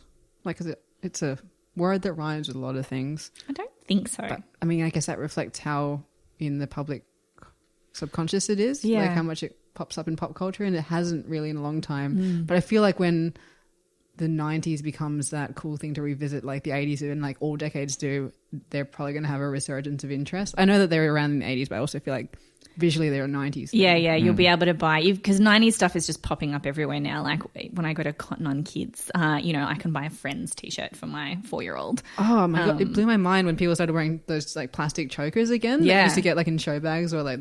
Yeah. So any day now you'll be able to go to like Kmart and they'll be selling a Concorde t-shirt. And I will be buying it. But that brings us to the end of the podcast.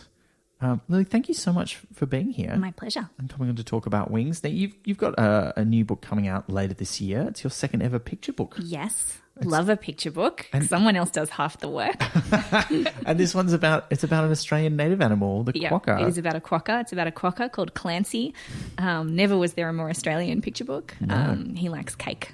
I can identify with him already. Yeah, and it rhymes. It's super funny. It's incredibly cute. Okay, all right. We'll keep an eye out for Clancy the Quokka. That's coming out later in 2019. Yeah, in October.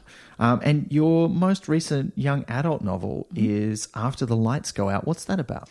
It's about the daughter of a doomsday prepper during an actual kind of end of the world style disaster. Wow. Yeah, that also was very fun to research. My Pinterest feed is bonkers.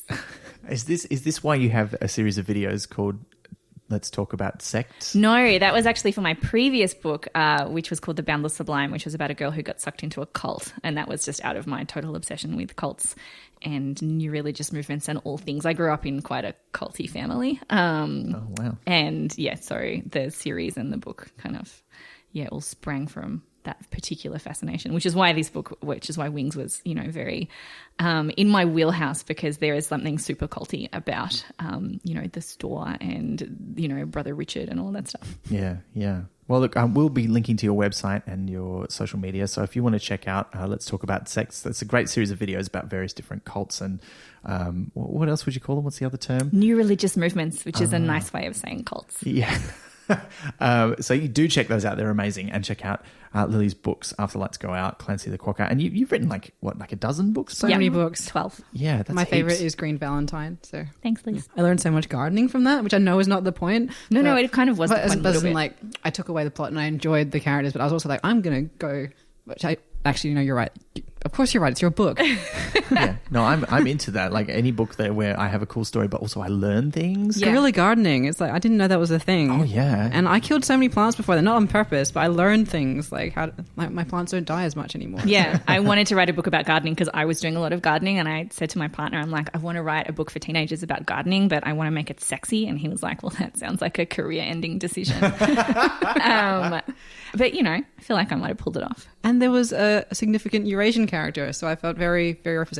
Good. Yeah. That's cool. All right. Well, look, we'll be back next time, of course. But before we get on to what book we're going to do next time, we just want to give a quick shout out to everyone. Thank you to all our supporters who've been helping us out by subscribing to the podcast. That really helps us cover all the bills and do more. And we do want to apologize that we were hoping to get the Trollbridge live show out before this episode came out. We've been, unfortunately, a little bit delayed, but I'm going to make sure that it comes out before our next episode because it will actually tie in quite nicely to our next book.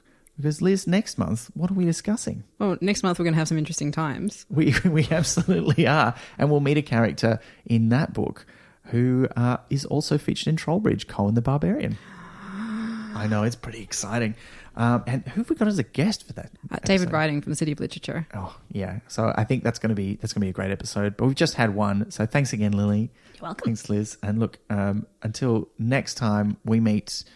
Well, actually, I feel like we need to say something else because this is it. This is the end of the Gnomes. It's the first time we've come to an end of a series on Pratt Chat, not including any of the individual books. It's a triumph. It is. It is. It is a triumph. Thanks, Liz. You're welcome. You've been listening to Pratt Chat, the monthly Terry Pratchett Book Club podcast with Pratt Chatters Elizabeth Flux, Ben McKenzie, that's me, and guest Lili Wilkinson. Pratt Chat is produced and edited by me with music by David Ashton of Sample and Hold Studios. You can find us on Twitter, Instagram and Facebook at Pratt Chat Podcast and listen to past episodes and support the production of new ones via pratchatpodcast.com. Join the conversation for this episode using the hashtag PratChat20. Pratt Chat is brought to you by Splendid Chaps Productions. We make entertainment for your ears, like the Star Trek podcast Rediscovery and time travel comedy series Night Terrace. To find out more, visit splendidchaps.com.